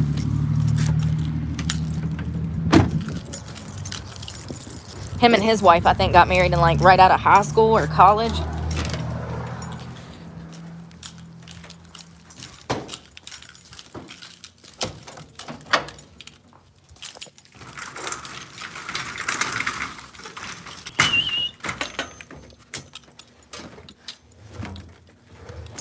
I'm so pale. I'm looking at my arm. I'm like, Jesus Christ. Girl, you need to be dating Casper.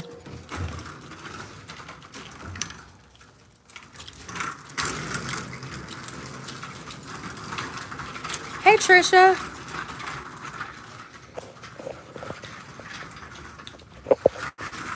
Well, there's two things. Number one, personality. Number two,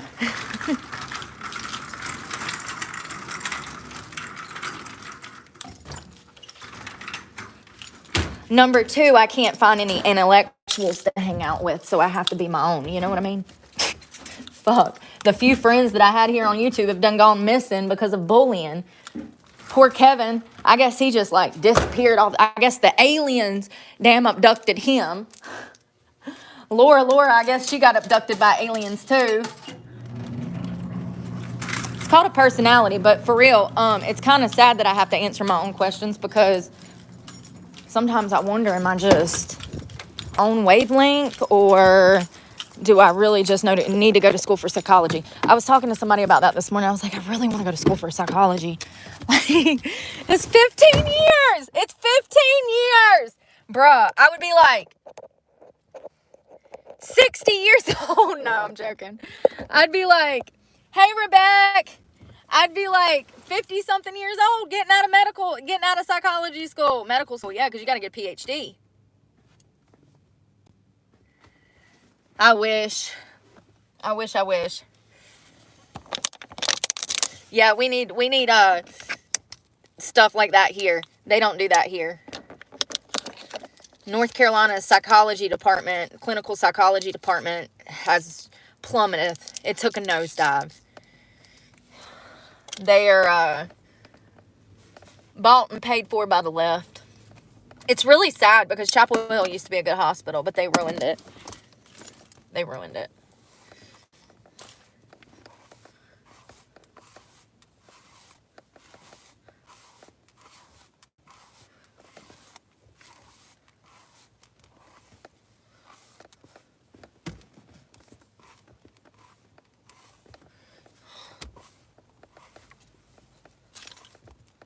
Let's do this way since I did the other way the other day. It's not flipping right. It did calm down a little bit since I put it in the clip. I had to cut. I cut like 2 inches off. So I did that, I think, last week. Because it was like, and I cut 2 inches off.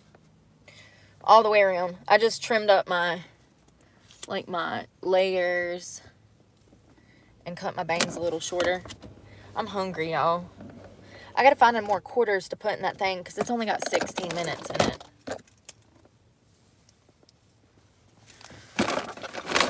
16 minutes. Ain't enough time.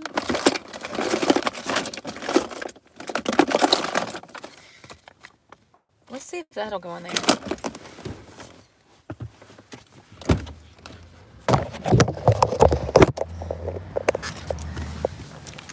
I think I'm gonna be a better farmer, Doug. Part of the reason that it would take me forever to finish that, but also I really don't think that I could deal with patience in that setting, because people, I've already noticed from YouTube that you can give the people the information to help themselves, but you can lead a horse to water, they ain't gonna take it. And it would be the same damn thing dealing with mental health patients in clinical psychology. I can only imagine how frustrating that is, to give your patients the information to help. I go through it myself. So, like, yeah, I could never. But also, I don't believe in big farms, so that's going to be problematic when we're talking about clinical psychology, because that's one of the jobs that you would do, is give people medication. And I'm not. I could never. Because I know the truth. So I could never. I would have a lot of probably social problems from that position. Whether it's farming, I'm going to be by myself 50% of the time. And it depends on where I end up. I mean, I could end up down out west somewhere growing pot. I don't know. I do know that, medical marijuana,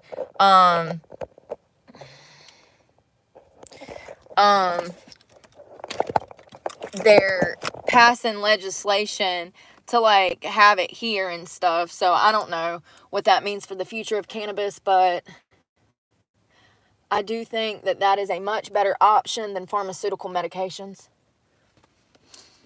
You'd be surprised how many medicinal uses marijuana has. Much better option than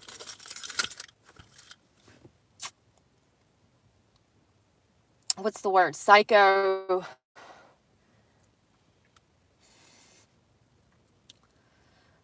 something medications. I don't know, psychiatric medications. I just don't like big farm, y'all. At all. Shit's the devil. Yes, I'm aware. You can get a PhD in, engineering, science. Like, I'm sure you can get a PhD in whatever. I gotcha. And, the problem with y'all sometimes is y'all literally are so insecure that you have to point out other people's little mistakes. Get used to it, honey. If you ain't used to me saying shit ass backwards by now, then you don't need to be here. Not everything every creator says is fucking set in stone. People sometimes say things out of anger, out of emotion, out of whatever. And then some people, like me, that have 18 tracks in their mind going at one time. I'm literally thinking about 18 other things while I'm talking.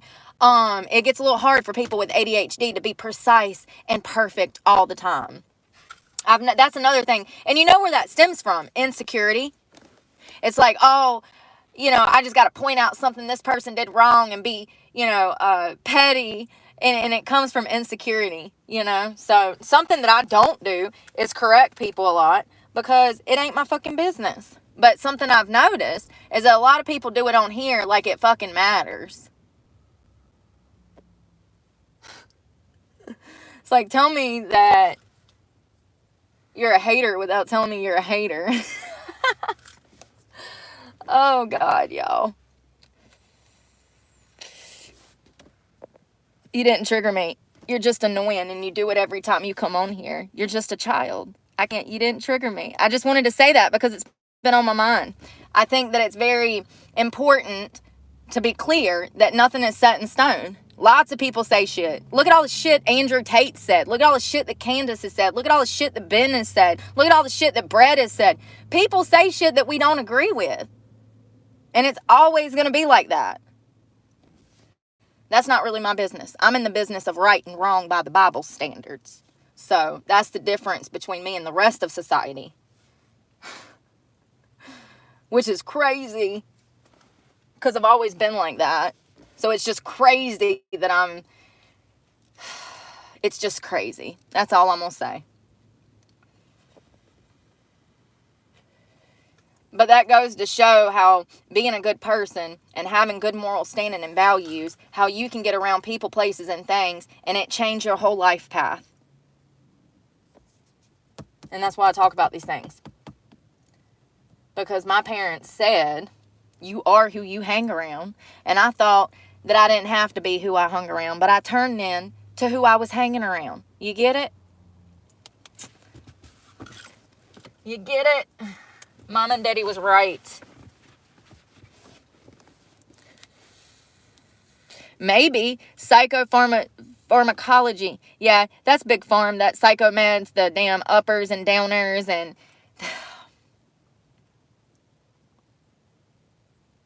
It's just sad.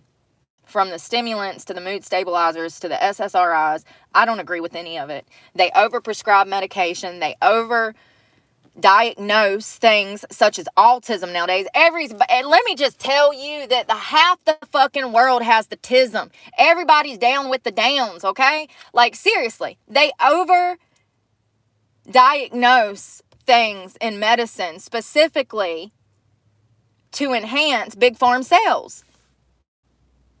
They go hand in hand. Big farm, mental health services, like, it's just fucked up. And the truth is that some simple therapy and some guidance would be more beneficial than mental health med after mental health med after mental health med after side effect after weight gain. That's another thing. The amount of people that gain fucking weight on these drugs, they don't even want to leave the house after they put on 150 fucking pounds. Who thinks that that is a good idea? I just don't understand how doctors get a patient that is my size. They put them on mental health drugs. These people gain astronomically large amounts of weight so quickly. So quickly. We're talking about 80 pounds in a fucking year type of thing. Then these people are 250 fucking pounds and they don't even want to leave the house. Their depression gets worse. Their anxiety gets worse. They feel shittier about themselves. And that all came from mental health drugs. Anybody that's on some shit that's gained some weight, please drop a line after the video is done. Because I know that there's millions out here because I was one of those people when I was a child. So I know what these drugs do. Because I've been on everything from fucking lithium to Depakote to fucking... Lord, let's start with the ADHD medications. Let's start by category. ADHD, Ritalin, Adderall, and there was 2 or 3 other ones that I would have to see on paper to identify. Depakote, lithium, Seroquel, y'all, there's so much that I can't even fucking remember. Wellbutrin. First of all, I didn't even know that Wellbutrin and Depakote could be given to children under the age of 15, but it was given to me. Now you can't do that. But that shit's wild. I guess I was the first generation to get mental health drugs for adults. I don't fucking know. I know they tried a lot of medications on me, and this would have been 1992. I'm sorry. 1991 to 2004. So for that whole time, they were pumping me full of different concoctions of mental health drugs. And this is why I only remember traumatic parts of my childhood. It's kind of crazy. Really crazy, actually.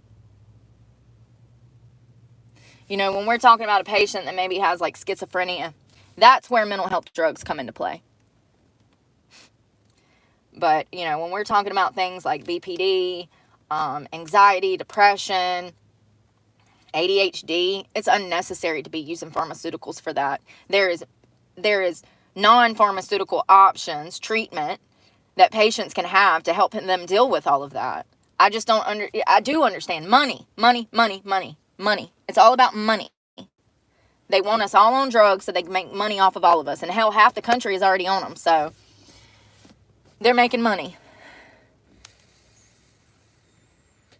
I think that we need to refocus on long-term stability in a patient's life. What we do know about these mental health drugs is they work temporarily. We rarely see a patient that has bipolar disorder get on a concoction of meds and stay on it for 30 years. What ends up happening is they're on that concoction of meds for maybe a year. Some shit goes down. They have an episode. They have to go back into the mental hospital, get a whole new concoction of meds, and then they're back out on the streets. And this shit goes over and over and over and over and over and over their whole fucking life. These medications are not a one-all fix-all. Is that how you say that? I don't know. You know what I mean. But like they're a Band-Aid, just like Suboxone. For heroin patients, it's a Band-Aid. It's temporary. It's only going to work for a little while. Then you're going to have a fucking meltdown. I don't know. It's supposed to be a temporary thing. I just feel like there needs to be a refocus on more holistic approach to medicine and more medicinal, natural remedies for things, because we were in a good place 30, 40 years ago. Maybe not a perfect place, but much better than where we are currently with mental health services and addiction treatment. We were much better off 20, 30, 40 years ago in comparison to currently, in my opinion. And I think that the lack of proper medical care is, you know, it's a combination of big pharma and then the LGBTQ plus that fucked up the medical industry tremendously. So, yeah, I'm not a huge advocate for mental health drugs.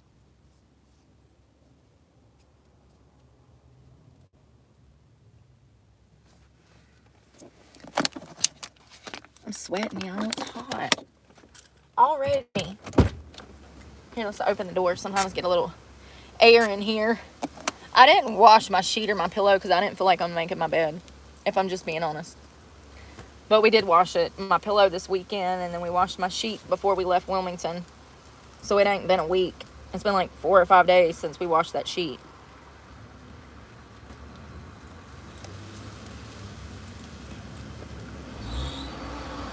Does anybody know if they have private rehabs? And I'm talking about like private, like a cottage in the fucking woods with private nurse, private doctor, clinical psychologist on site. I wonder if they have anything like that. I'm not talking about those rehabs that cost $30,000, $40,000, $50,000 that are like luxury beach resort detox centers. I'm not talking about that. I'm talking about an actual private, like family owned. I don't know how to explain it. Fucking dead ends, bruh. If you don't get them, they're just going to split and make it worse. Oh, thank you, Stephanie. Happy Tuesday. Thank you. It's a cup of coffee. Somebody said that there's an app that you can download where, oh my God, y'all. Oh my God. That split in is like 6. 1, 2, 3, 4, 5. Oh my God. Jeez Louise. Somebody said there's an app. It's called Buy Me a Coffee or something. And you can like, people can like send you money for a coffee. I thought that was kind of cool, actually. I might need to download that, as much coffee as we drink. It might actually help me. Because I do think that that's one of my largest expenses is caffeine. Like, I drink, sometimes we'll go in the morning. If it's cold, we'll go get a cup of coffee, McDonald's, somewhere that's fairly cheap. If I go into a coffee shop, I usually get the cheapest thing on the menu, which is like $3-4. My favorite place over here, I can get a coffee for less than $5. So It's not that bad, but when you think about the fact that a park pass for me to shower is $10 a day, 2 cups of coffee would be a whole park pass for me to shower. You get what I'm saying? So in that setting, it can get expensive. God, I had 2 of them. Maybe I need the silk pillowcase is not helping my case. I need a bonnet. I think it's coming from me putting my hair in that clip and then my hair running on the ceiling. The roof. Midge. Hey, girl, hey. Thank you. Thank you. I really appreciate that. Midge. I like that name. It's interesting. It's different. I've always liked like guys' names on girls. I think it's hot. I don't know. Like Alex or Drew or I don't know. There's Jamie. That's a good one. That's a unisex name. You can tell I'm from the South. All of these are Southern fucking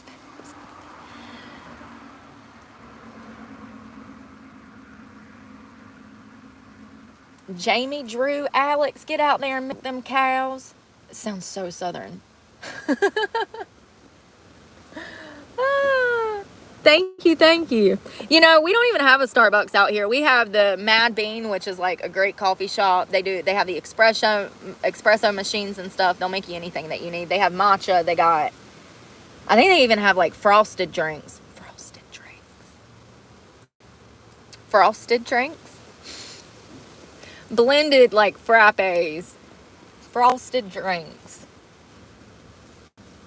What is that? A Gatorade? A frosted damn Gatorade? Frosted drinks. Anyways, they have everything. The Mad Bean. It's in the middle of Madison. Good place. Hell, we walked in there, like a week or 2 ago, and there was some preacher in there buying coffee for everybody. I thought that was really sweet. That's actually a great way to meet people in the community. Being like a community leader like that, the church, going into a place of business and, you know, giving back to the community by buying small cups of coffee and stuff. Like, that's actually a great way, because he told me about his church and stuff, and I'm definitely going to go one day. That's a great way to meet people, I guess, and branch out. Smart. Yeah, that was sweet. I was actually shocked. I was like, what? I was like, really? Like, thanks. Remember like 10 years ago when they did the whole pay it forward and like the food, like you'd go through Starbucks and they'd be like, oh, the guy in front of you bought your coffee. Do you want to pay it forward or whatever? I never got involved in that. Thank God. I always had anxiety. I'm like, Lord, what if I don't have enough money to cover the car behind me? You know what I mean?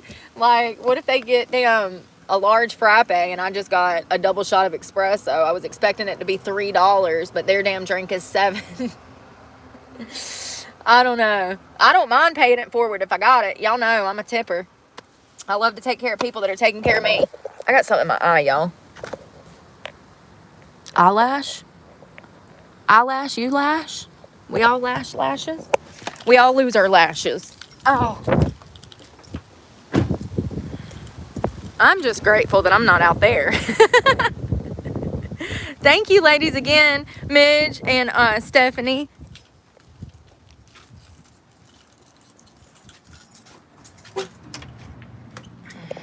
Oh, we got another hater in the chat. Oh. You know what's crazy is I was talking to my therapist and I was like, yeah, everybody keeps telling me to get a job.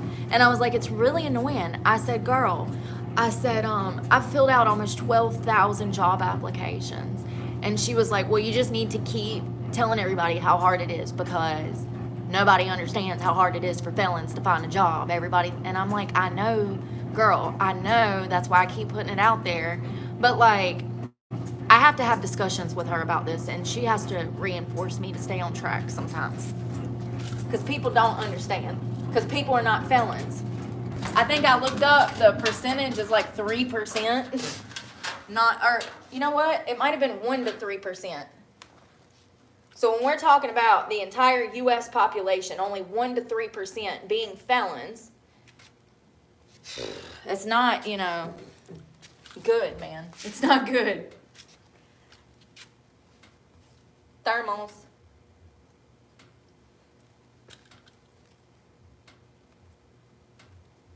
And like I said, companies that hire felons, they don't actually.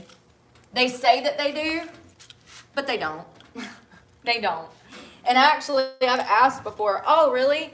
Y'all hire felons? Well, how many do you currently have on your staff, you know? And they'll be like, 1. Like, that's crazy to me. But they say that they hire felons, and they sure don't. They say that so that they're not frowned upon, y'all. But I'm telling you, if you were to look into FedEx's how many people are on their work staff out of their entire workforce is an actual felon, it might be 3 or 4 people in the entire country. Out of all the FedExes. You know what I mean?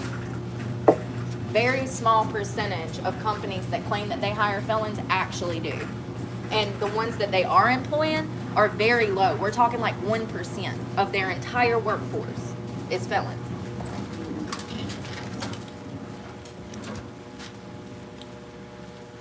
So it's extremely hard for them to get a job.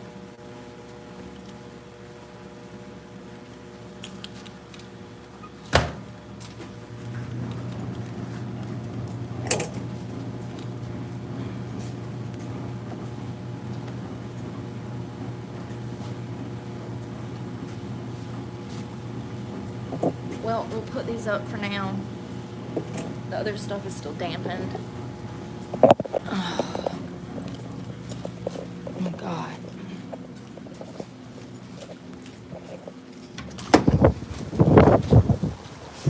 Oh.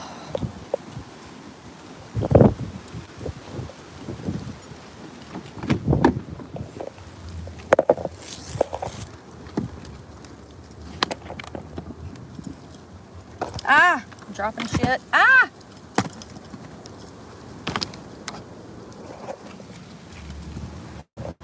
Oh, Luciana? Am I saying that right? Luciana? Why am I saying that with an accent? Luciana! Sorry. I just went a little Latin America there. Is that how you say it? Luciana? It's a pretty name. Thank you. Thank you for the, yeah. I gotta say it like that because it just feels right. You know what I mean? It feels right. So, that's funny.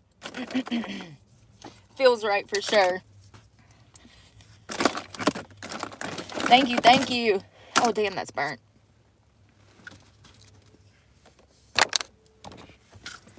Some lady just come in there. I was running my loud ass mouth. That's why I stopped talking. I was like, Lord, I'm disturbing this woman. Hey, at least I'm aware of my surroundings and I'm not just blah, blah, blah, blah, blah, bothering people. Thank you, Luciana. Oh, Luciana. Y'all, I need a whole English lesson, don't I? You know why? Because they didn't sit down and teach me how to talk. And it don't help when your parents talk like banjos. I don't think that I ever learned to enunciate my words. You know how like in school when they teach you to say a big word? Anti-disestablishmentarianism. Yeah, I never learned how to enunciate my words. You know why? One of my siblings had a really horrible speech impediment. And so my mom had to invest more time into that. And I really do feel like that, I don't know, that there wasn't much attention on me because of the circumstances at the time.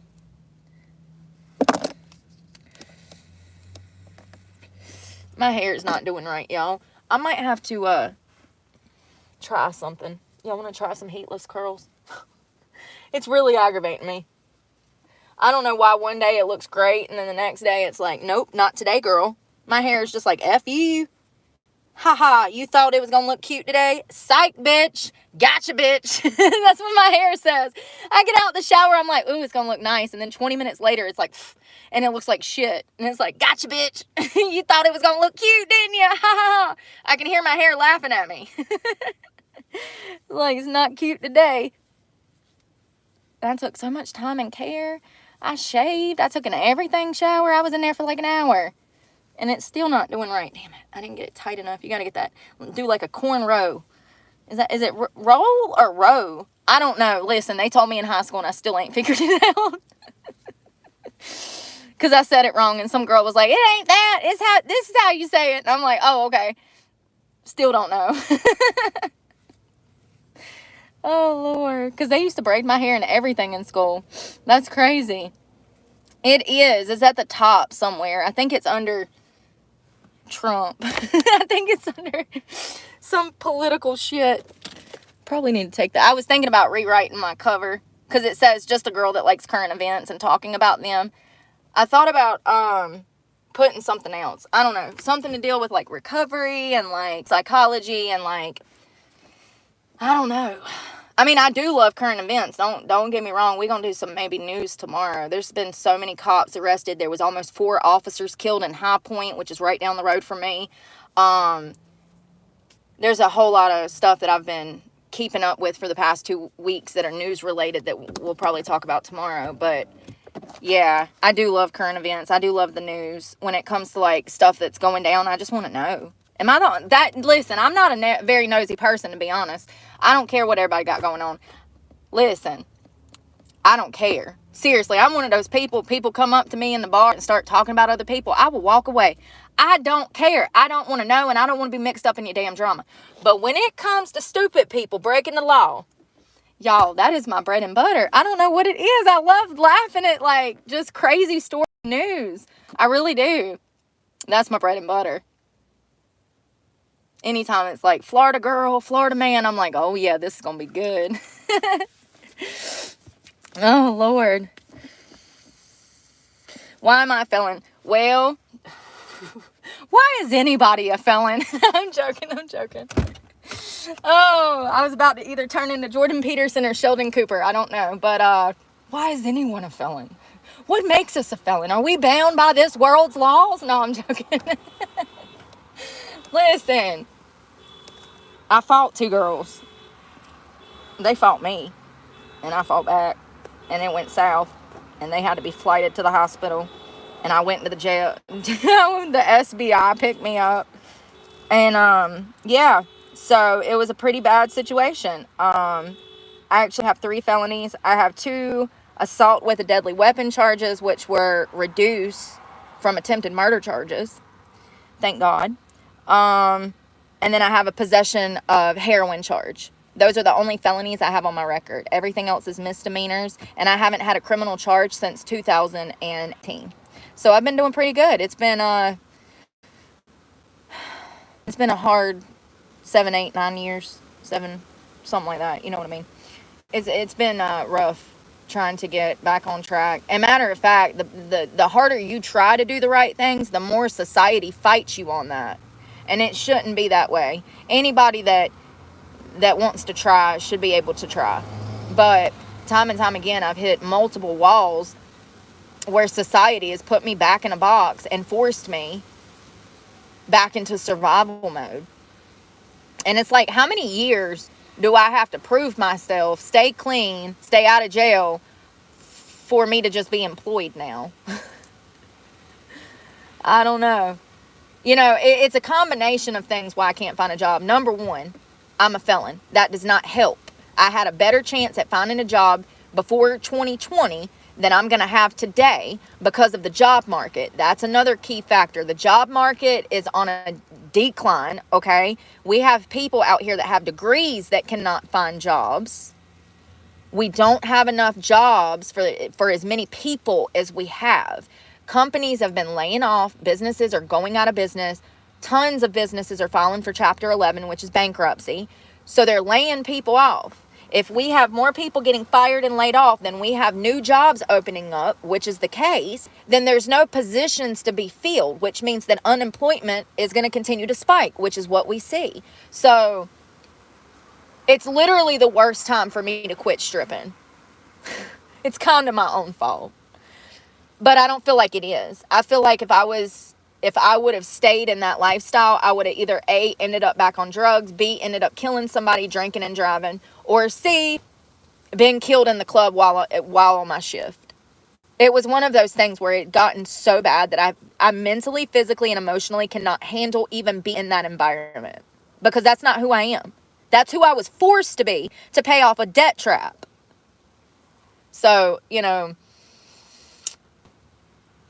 yeah, it's unfortunate. I literally, it's kind of my fault because I quit dancing and now I'm broken homeless. So I knew this was coming when I got clean. It was either get clean and risk going into homelessness but be clean, or continue to live that lifestyle, stay on drugs, and potentially end up dead. I knew that it might come to this when I quit dancing. So it's kind of my own fault. But I don't regret it one bit. I don't miss shit about that lifestyle. Nothing. Zip, zero. No fucks to give. You know what I mean? I do not care. I would rather be homeless, stable, and sober than stripping and strung the fuck out. Plain and simple. And a lot of women are faced with this predicament. It's not just me. There's women that are in extreme dangerous lines of sex work that have to do it just to fucking survive. And I'm talking about prostitutes. I would be willing to bet that a good quarter of prostitutes really don't want to be prostitutes. They were either forced into it, they have to do it to fucking feed themselves and their children. You know, those are the things I want to highlight, though, because the most of civilization, they're like, oh, I could never do that. Why would you do that? That's choice. Some people, it's not a fucking choice, especially when you were bred for that purpose. Some people don't have a choice in life. And some people are forced into things. And some people are born for the sole purpose of doing things. It's unfortunate, but nobody talks about this shit, and so the problem just keeps getting worse. And then society becomes one-sided on this. It becomes like everybody has the same outlook on something. Everybody becomes one-sided on a subject, and that is not okay, because there are true victims out here like myself and other women that I've met throughout my career that did not deserve the life that was handed to them, and they should have never been forced into fucking sex work for anything, especially if they were anything like me, who wanted to go to the military, who would pass the ASVAB, who had a somewhat good enough education to actually enter into college. There's no reason that I should have landed in sex work. I had too many other options. It's what I was forced to do. And I think that those things need to be highlighted so that people can have a better understanding of what would compel a person to behave that way. Because people, they do. Society has like a one-track fucking mind when it comes to certain subjects. Like, most subjects we're divided on. When it comes to politics, we're divided. When it comes to economic stuff, we're divided. When it comes to how we spend our money, we're divided. But when it comes to sex work, the general consensus is that these women want to be living that way. And I can assure you from personal experience that they do not. And matter of fact, a lot of them women are probably just like me, have been fighting for fucking decades, 2 decades for me, been fighting for decades to remove themselves out of that situation, but society will not let them. How? Great question. Why won't society let them? Well, they won't give them a job. That's how. That's how society puts them in a box. No, we don't want you working for Popeyes. No, we can't have you as a greeter in Walmart. So they are forced to stay in that line of work because there is no other option for employment. It's crazy. And every case is different. But I just know most of the strippers that I worked with, they didn't even want to fucking be there. They were doing it as a means to an end to survive because they had no other option. And back in the day, honey, you could walk into a strip club and make a few $1,000 to $10,000 a week, depending on where you were at and who you knew. There's girls back in the day that worked 4 days a fucking month and was pulling in upwards of 10 grand, you know? It was lucrative. You can make your own schedule. It used to be great back in the day. It's not anymore. Things have changed so tremendously. Strip clubs are not strip clubs. Nobody knows how to fucking dance. Everybody's fucking for money. And I don't get involved in that shit. Plain and simple. That's not what I signed up for. So it's I did make the right choice because that place was going to kill me. That place was going to kill me. Or I was going to kill somebody. I mean, hell, how many DWIs did I have to get for somebody to be like, oh, wow, maybe she doesn't need to be doing this. Just 2. But not once did I have anybody try to stop me from hurting myself. Matter of fact, they give me some more drugs and give me some more alcohol so I'd stay longer.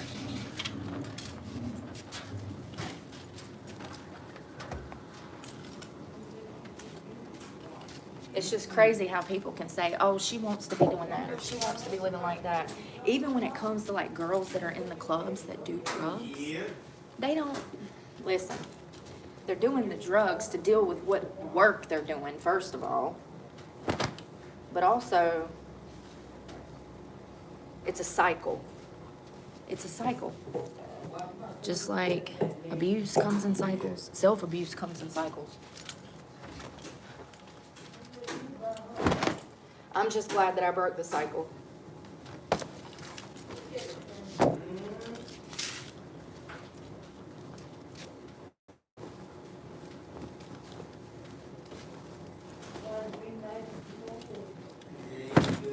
Cannot believe I got a spot on this shirt. Can you see it?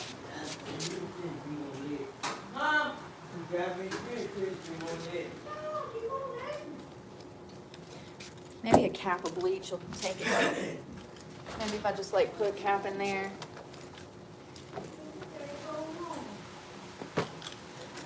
These jeans are the only ones that fit. All those are too big. Well, kind of. These kind of fit. How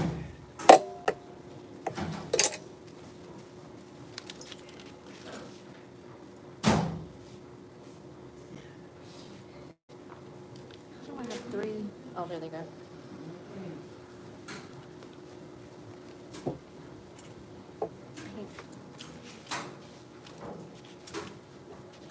This is my birthday shirt. I got this for my birthday. I do love it. It's thin and it's soft. And I like my baggy clothes for working out. And winter time. Like, I can put 2 or 3 of these shirts on and stay warm.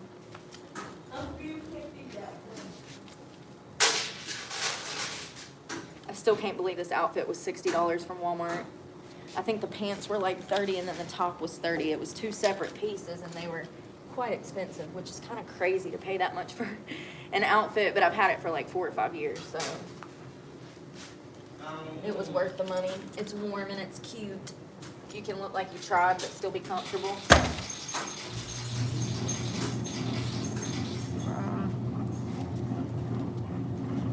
This has a top to it and I don't know where it's at.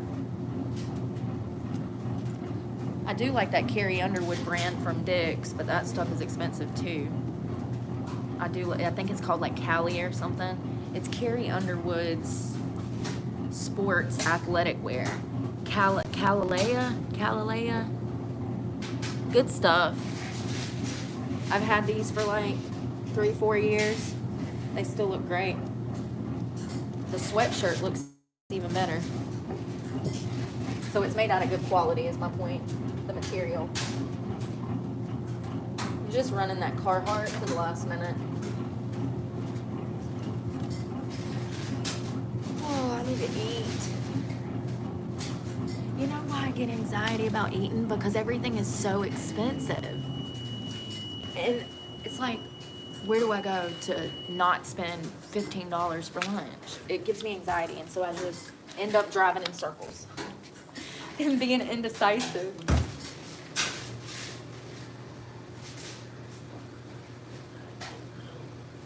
All right, that's everything, y'all.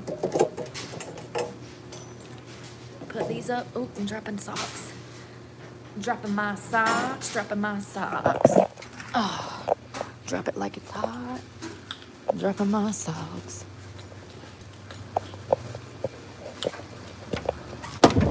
Oh. Little old woman and little old man in there. They're so cute. Y'all, I'll be running into like the sweetest little old people up here. Hold on 1 second. I actually feel bad for them when they're that old, like having to do their own laundry and stuff. There was a woman down in Jacksonville. Lord, you remember that? She asked to use my phone and I was on live. And I was like, I'm on the phone. And then she was probably like 60 years old. I see her walking with all her laundry across the parking lot to the bus stop. I felt so bad. It started to rain. I was like, God, y'all, I got to go back and talk to this lady. I had to go live just to go find her to let her use my phone. This is why I don't help people. I get over there. I'm standing in the rain outside of a bus stop, letting this lady use my phone, thinking that she needed to use my phone to call herself a ride because she had laundry. Y'all, this woman says, she gets on the phone. Sorry, my pants are too tight. She gets on the phone and she says, hey, this is so-and-so. I just want to let you know that she says, hey, this is Brenda. I was wondering if you could exchange the outfit you got for me for Christmas for a burgundy or a beige one. I don't like red. I said, I cannot believe that I just stressed myself thinking that this poor old lady was waiting on a ride. She's standing in the cold rain. And this woman was calling somebody over a freaking Christmas gift, bruh. To be ungrateful, in my opinion. I just know if somebody would have bought me a damn red pantsuit, I would have been like, oh, nice, love that. I need new clothes. But no, she's calling and complaining that she doesn't like the color red, that she wants navy or beige. That's what it was. And I'm standing out here in the rain looking at this woman with my eye twitching like this. I'm like, what is going to be my defense? Because I'm about to lose my mind. I couldn't believe it. I was like, wow, this is why you don't help people. Plain and simple. Like, that shit was wild. Unbelievable. I couldn't believe it.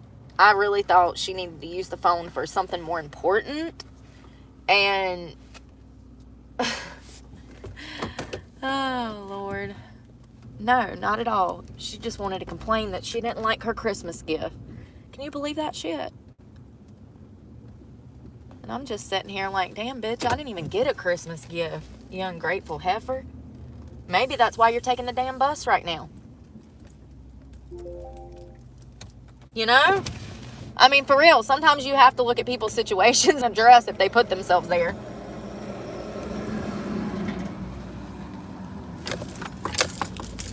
I put myself in my place, for sure. I quit stripping. I quit stripping. I grew a soul, honey. I grew a conscience. It sent me to the poorhouse. It sent me to the poorhouse. 100%. I knew that it might happen. I knew it might happen. I knew it might happen. So, I'm not even surprised. Lord, I'm hungry. What are we going to eat? What are we going to eat? We're going to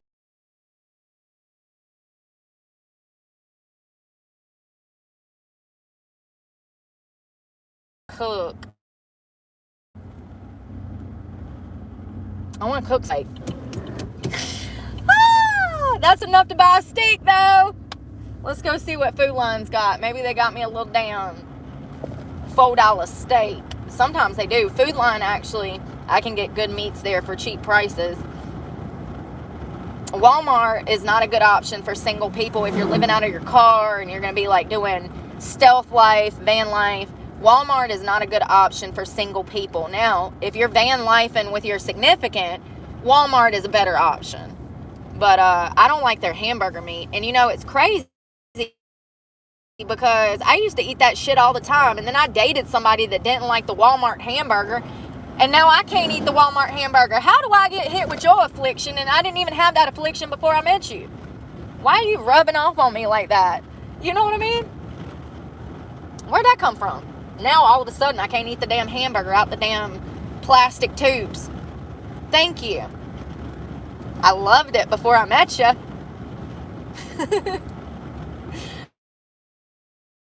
I don't know. It does taste funny. He's right.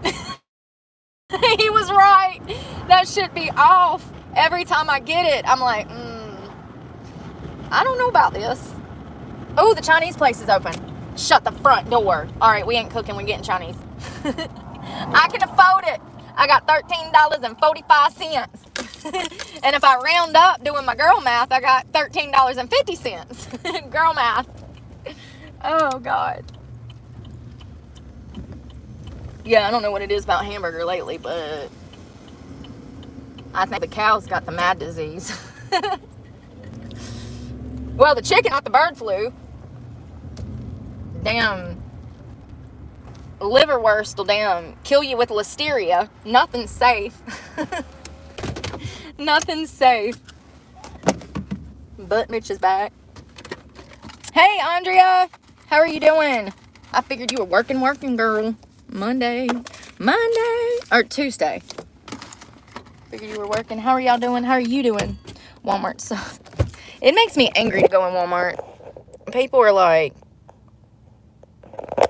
violent in Walmart. They get damn attitudes and stuff. Even the cashier. I mean, you got to be mentally prepared to walk in that mug. You got to like, give yourself a pep talk in the car. You got to check your bank account and reassure yourself that you have no bond money before you walk in there. And so you go in knowing that if you need trouble, nobody's coming to get you out of jail because you didn't have no money before you walked in there.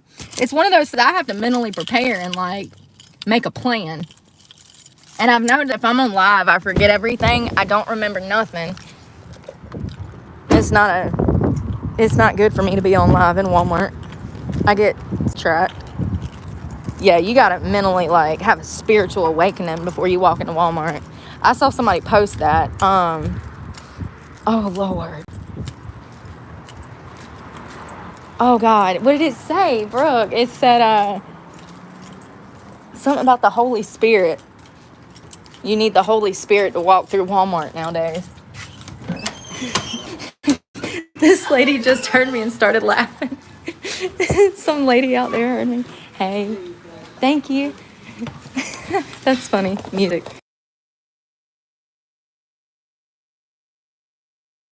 I'm starving.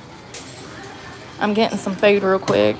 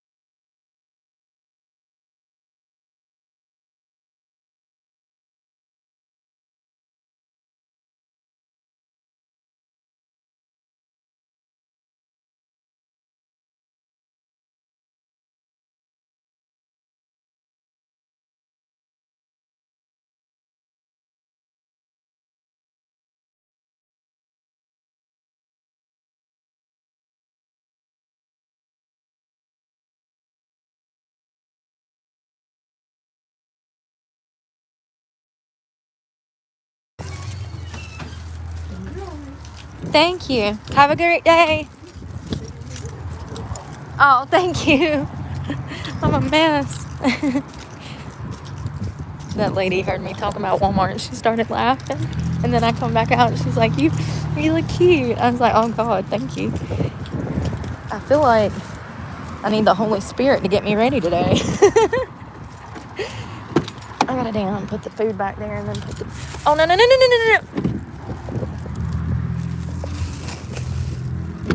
I'm on an incline, so my door is being retarded. Oh, Lord. Oh, God, you can't say that anymore, Brooke. Lord, have mercy. Listen, let me tell you something. They don't care. They don't give a shit. It's the mamas that care. I can assure you. They have bigger fish to fry, you know? They have lives to live. They're not worried about what terminology I'm using. They're too happy to exist to be worried about what I am doing.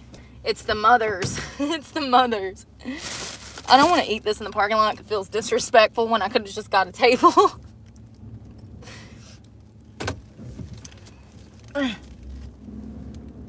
I think I should have got a table.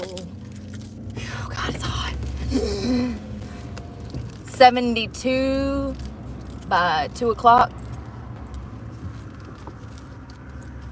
Shit. I'm glad that my new bank is nice. They were so nice. Helpful.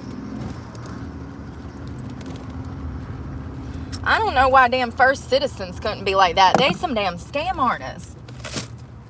Oh, and then I roll over there yesterday and see that one of the bitches that worked there has a brand new Tesla. Yeah. You're welcome, you thief. You're welcome.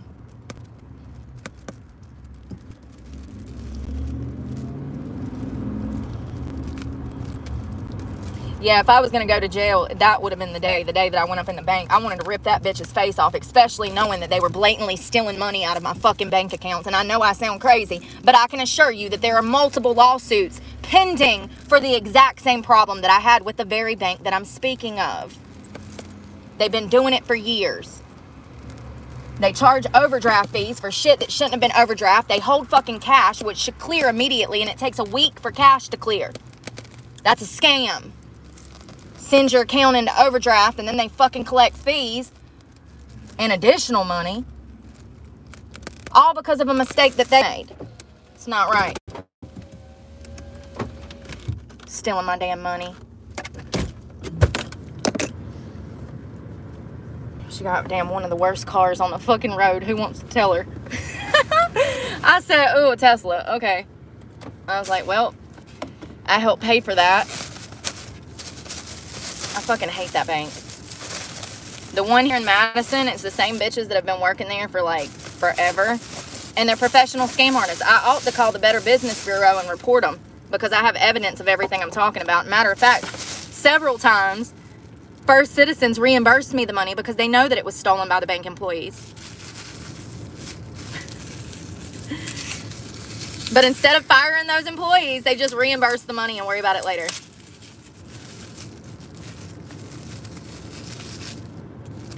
If you bank in Madison, North Carolina at First Citizens, there's a great chance that you're having money stolen from you. Ooh, fortune cookie. Why is it so hot? I'm sweating. My pits are dripping. I shaved this morning. Finally. I felt like it had been like a month without shaving my darn armpits. It'd been like 3 days. You got to get in there.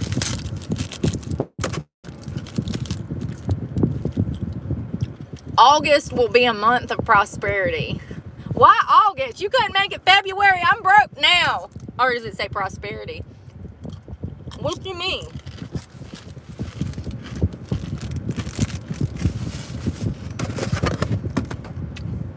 So I got chili oil.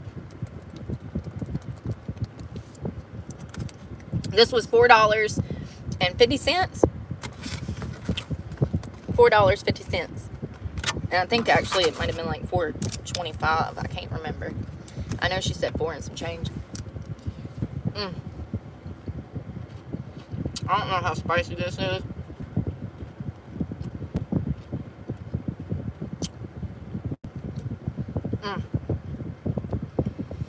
So it's like chili with oil in it. So good. I like the chili crunch from Walmart. They have it in a jar. It's red. That's good.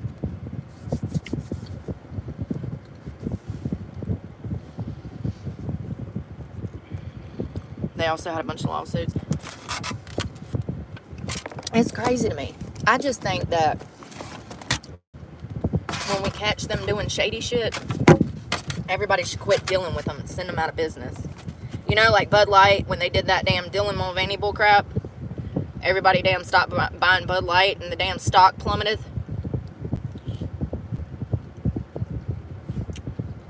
And what did Bud Light do?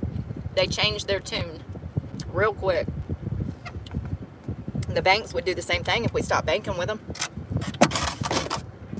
Banks actually going out of business because of online banking.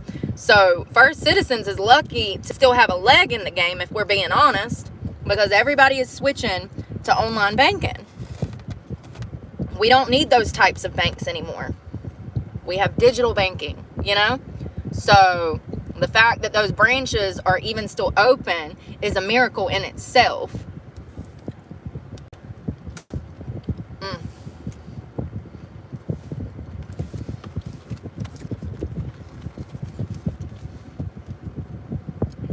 What they do is, I would go by First Citizens, say on a Monday morning after I got off of work on Friday night. I would have cash because I was a stripper. So I would have to make a deposit. I would make that deposit, but that deposit wouldn't go through for 4 or 5 days. But it would be cash. It would send my account into overdraft because my bills would be drafted out of there. But the cash never cleared. So there's no money in the account. It would send me into overdraft. They'd collect money. And then there'd still be money. There was always extra money just missing. It don't make no fucking sense. Extra money just gone. Y'all were with me. Remember last year when we got the Planet Fitness membership? And Lord, I'll have to remember. Listen, there's videos on all of this. I went to Planet Fitness. They said that my Planet Fitness, they hadn't received the money from my bank. I go to my bank, and the bank had paid the $25 to Planet Fitness. Planet Fitness never received the $25 from First Citizens. So then, even though the bank had already charged me, paid out the $25 for my gym membership, I had to go into Planet Fitness and pay $40.40. Such a specific number. That's how I remember it. I had to pay an additional $40 to even get Planet Fitness to keep using the gym. They kept saying they never received the $25. But my bank, on my banking app, and I have screenshots,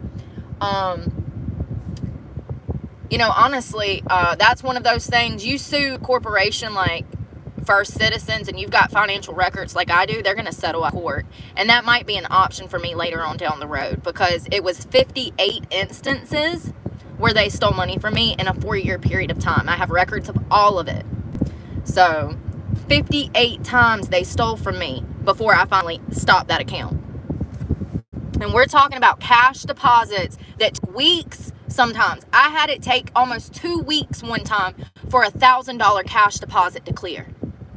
There's no excuse for that. There's no reason. That is literally a scam. It's part of a scam. It's what they do. They hold the cash so that your account goes into the negative so that they can collect fees. It's bullshit. They've been doing it for years and they have lawsuits pending over it. And I'm already fucking poor, bruh. Living out of a car. They see me driving through there after I quit dancing. You see me come through here living out of a car and you're going to steal from me? I just don't understand.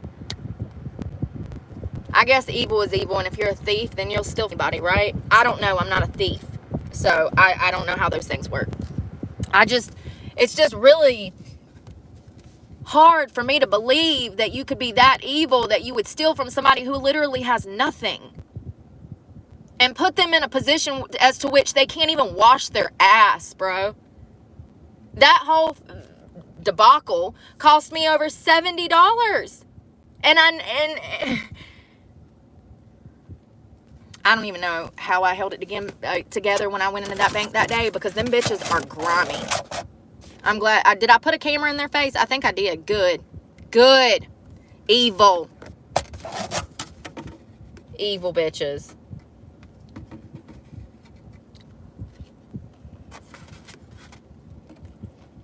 They deserve to be in jail.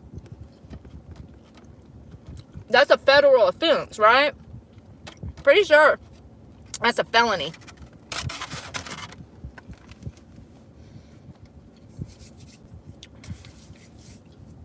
I can't see nothing, y'all. I gotta send this lady an email. Actually,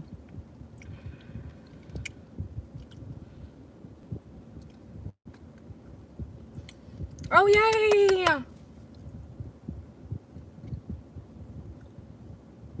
So I have a tutor! Sweet! Shit.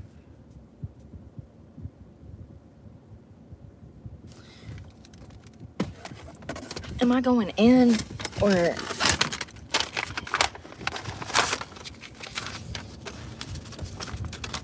Okay, so I'll be going in.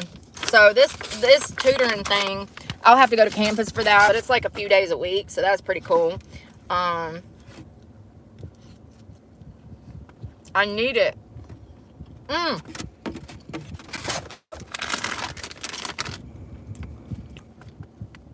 And whoever the damn computer labs person is, they'll be able to help me figure out what app I need to split screen and play videos for YouTube. I don't know why it's so hard to find shit.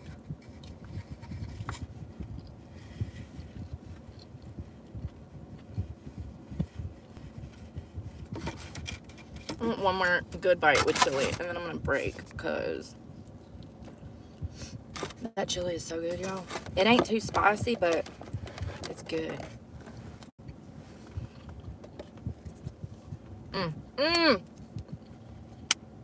No, not the chili oil. That shit'll stain. I dropped it. Yeah, maybe he can tell me what I can download for my... Do y'all know what I'm talking about? Y'all see those videos where it'll be like... It'll be a split screen, and then you can play like the news, you can play whatever video while you sit there and give commentary. I don't know what it's called.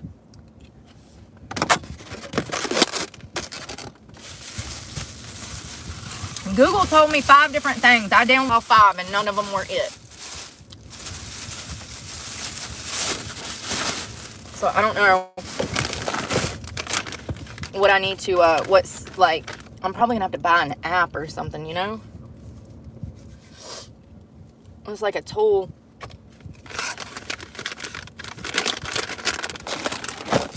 It's like an app.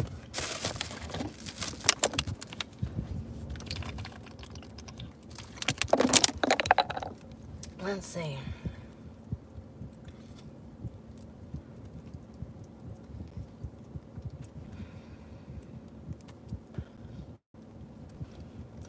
Do I need to sign up, or do I just drop in at the start of a session? Me no. Do indeed to sign up, or do I... Lord have...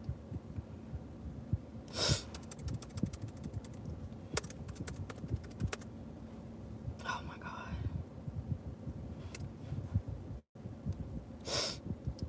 That chili was got my...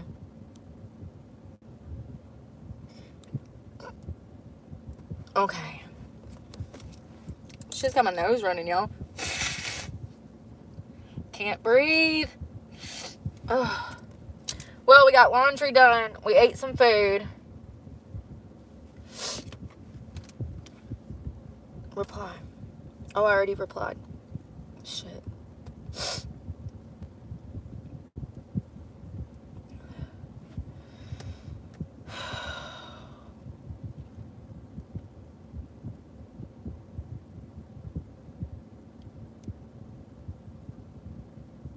Brooke, your experience is impressive.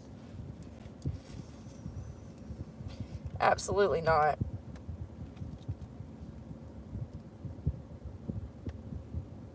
Sounds like a fail. People really talk to each other like that? That much ass kissing in an email?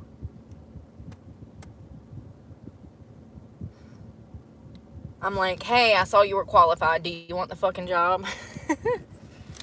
I ain't kissing. I'm not good at kissing ass, y'all. I just ain't. I wouldn't. I used to have so many problems when I danced over that. I just view things differently. I'm more of a loyalist. You know what I mean? I'm a very loyal person. And I just ain't down with all that fake ass kissing. I can't do it. To your face or behind your back, I can't do it. How I feel is how I feel.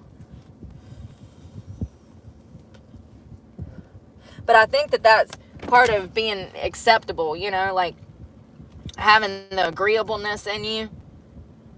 I don't necessarily think that means, no, that's not. No, no, you don't have to kiss ass to be agreeable. Absolutely not.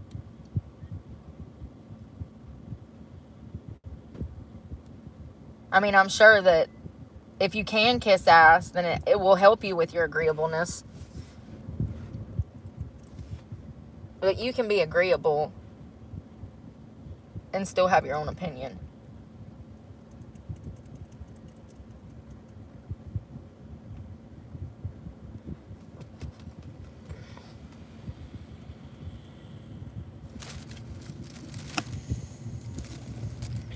Oh, be safe. I'm sorry your lunch is over. That sucks. They don't give you an hour? You deserve an hour. You deserve all day.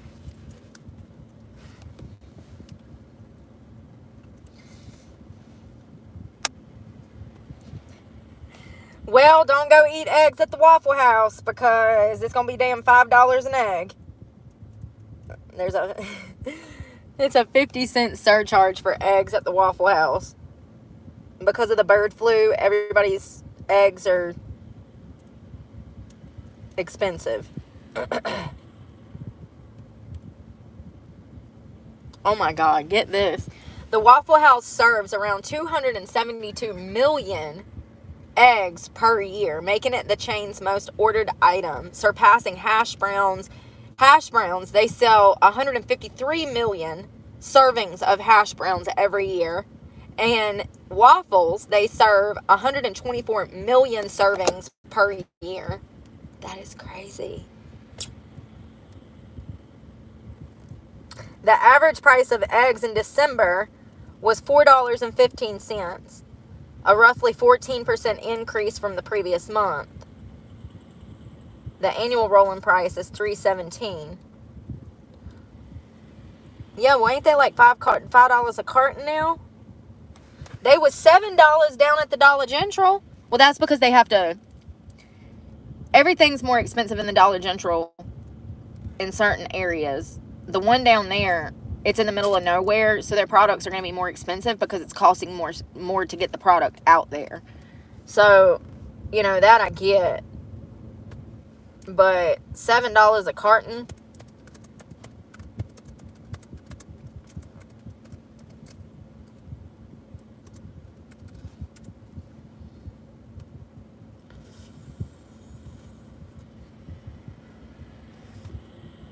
Yo, $36. Hold on one second. This Walmart shopper was shocked by $12 to $36 cartons of eggs. What? $12 to $36. Hold on. A near record number of Americans are grappling with $1,000 car payments, and many drivers can't keep up. Yeah, no shit. Sorry, that's not pertaining to the eggs. Where is the damn egg story? Here we go.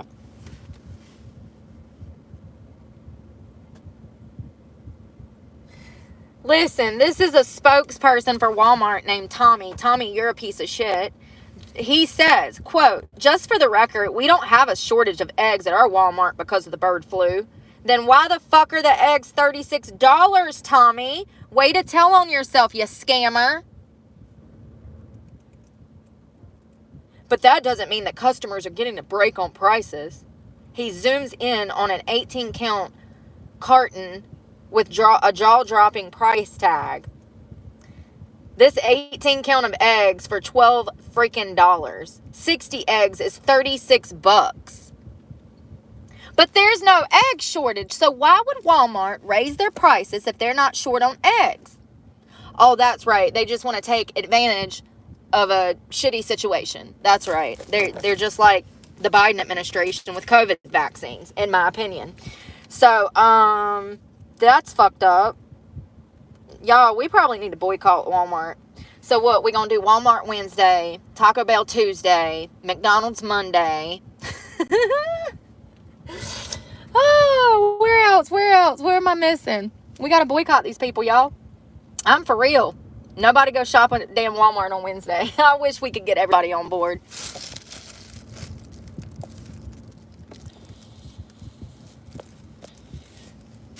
Wi-Fi.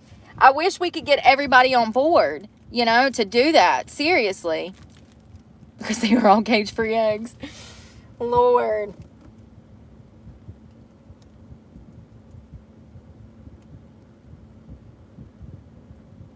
So one person went to a different grocery store and said that they paid $4.99 for a dozen eggs. Trader Joe's in California has a dozen eggs for $9. That it just ain't egging up, you know? It ain't egging up.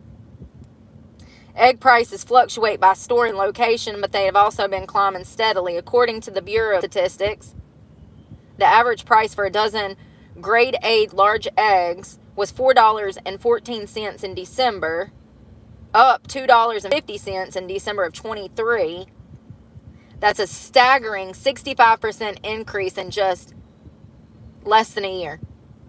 And that was this past month. That's not even talking about January of this year, where we really see eggs to the $12, $13, $14 for damn 12 eggs. I mean, 65% increase just in 1 year, from December to December.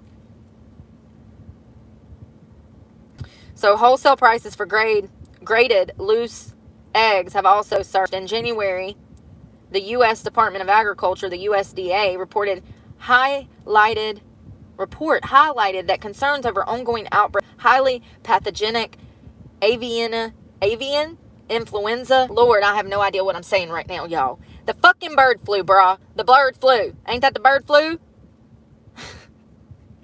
Have infused caution to the market. The bird flu outbreak has impacted supply more recently. As of January 24, the USDA noted outbreaks of highly pathogenic bird flu in commercial table eggs layer flocks that resulted in the depopulation of 13.2 million birds in December of 24 and has continued into the opening weeks of 25. So these birds got the flu. They died.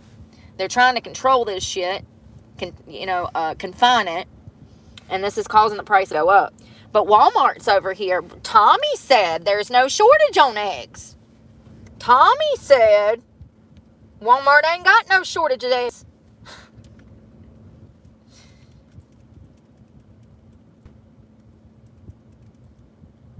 I love when they tell on themselves. Like, don't you love that? Because you know that they've been saying that the reason they raised their prices was because of bird flu. Then Tommy, their spokesperson, says, oh no, we haven't had any shortage of eggs pertaining to bird flu. So why are you raising your prices? Because they're scam artists.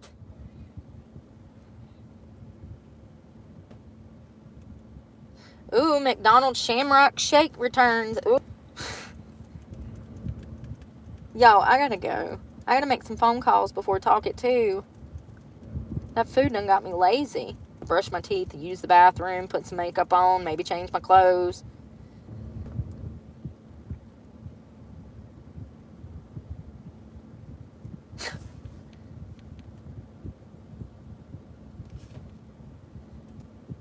Also gotta get all my content up for talk at 2.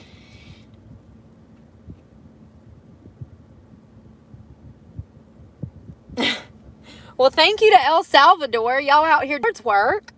El Salvador, U.S. Secretary of State Marco Rubio left El Salvador on Tuesday with an agreement from that country's president to accept deportees from the U.S. of any nationality, including violent American criminals. So the Secretary of State,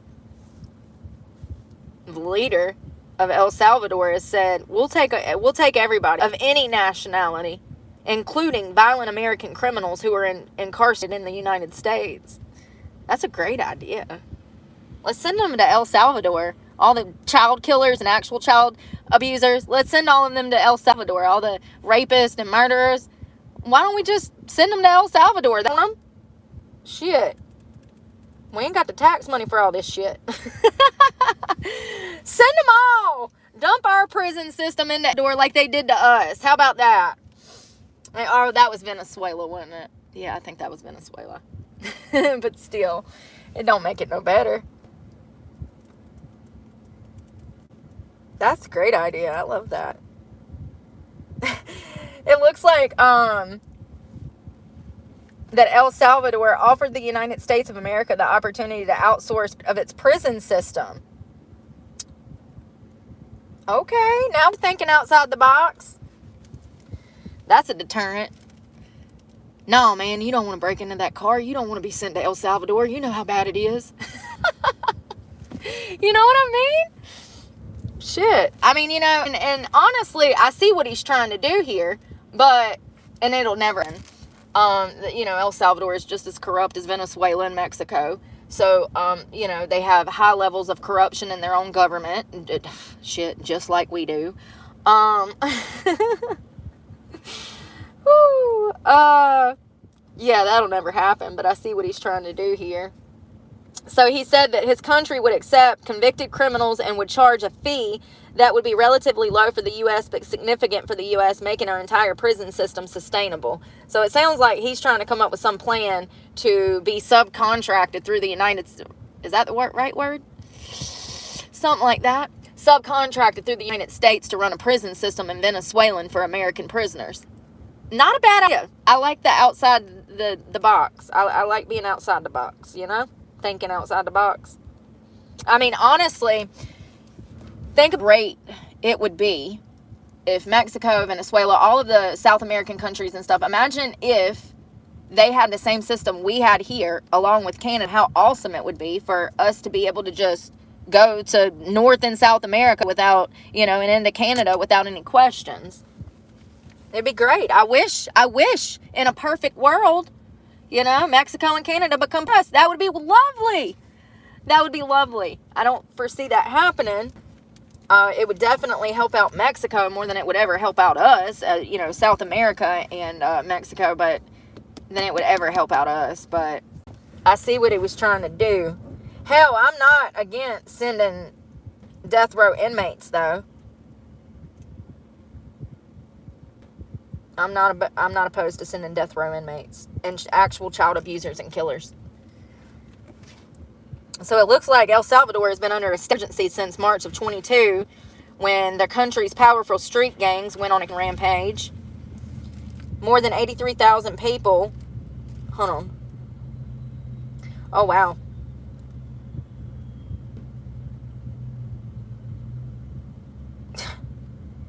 So it looks like when these street gangs got into, when they started rioting and tearing up shit, there was 83,000 people approximately arrested, but none of these people had the fundamental rights to access to lawyers, and they had no due process after being arrested. So this country is not only corrupt, but there's obviously no law and order in the country, because these people were arrested and they had their, what we have here, civil rights violated, their rights violated. So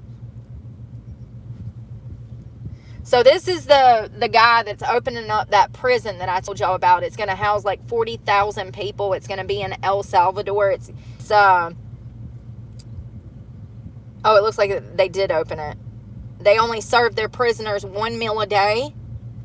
Prisoners there receive any visits, and there are no programs preparing them for reintegration back into society. There's no workshops and no educational programs. When we're talking about life and death row inmates, there's no reason that they need access to that stuff anyway. They've made their choices, and now they got to lay in their bed.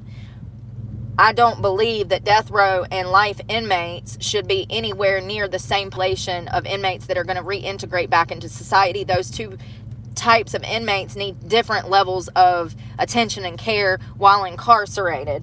Not only it causes so many problems in these prisons when you're dealing with lifers and death row inmates that are mixed in with general population, it causes so much problems. So I think it's a great idea. Send them to El Salvador.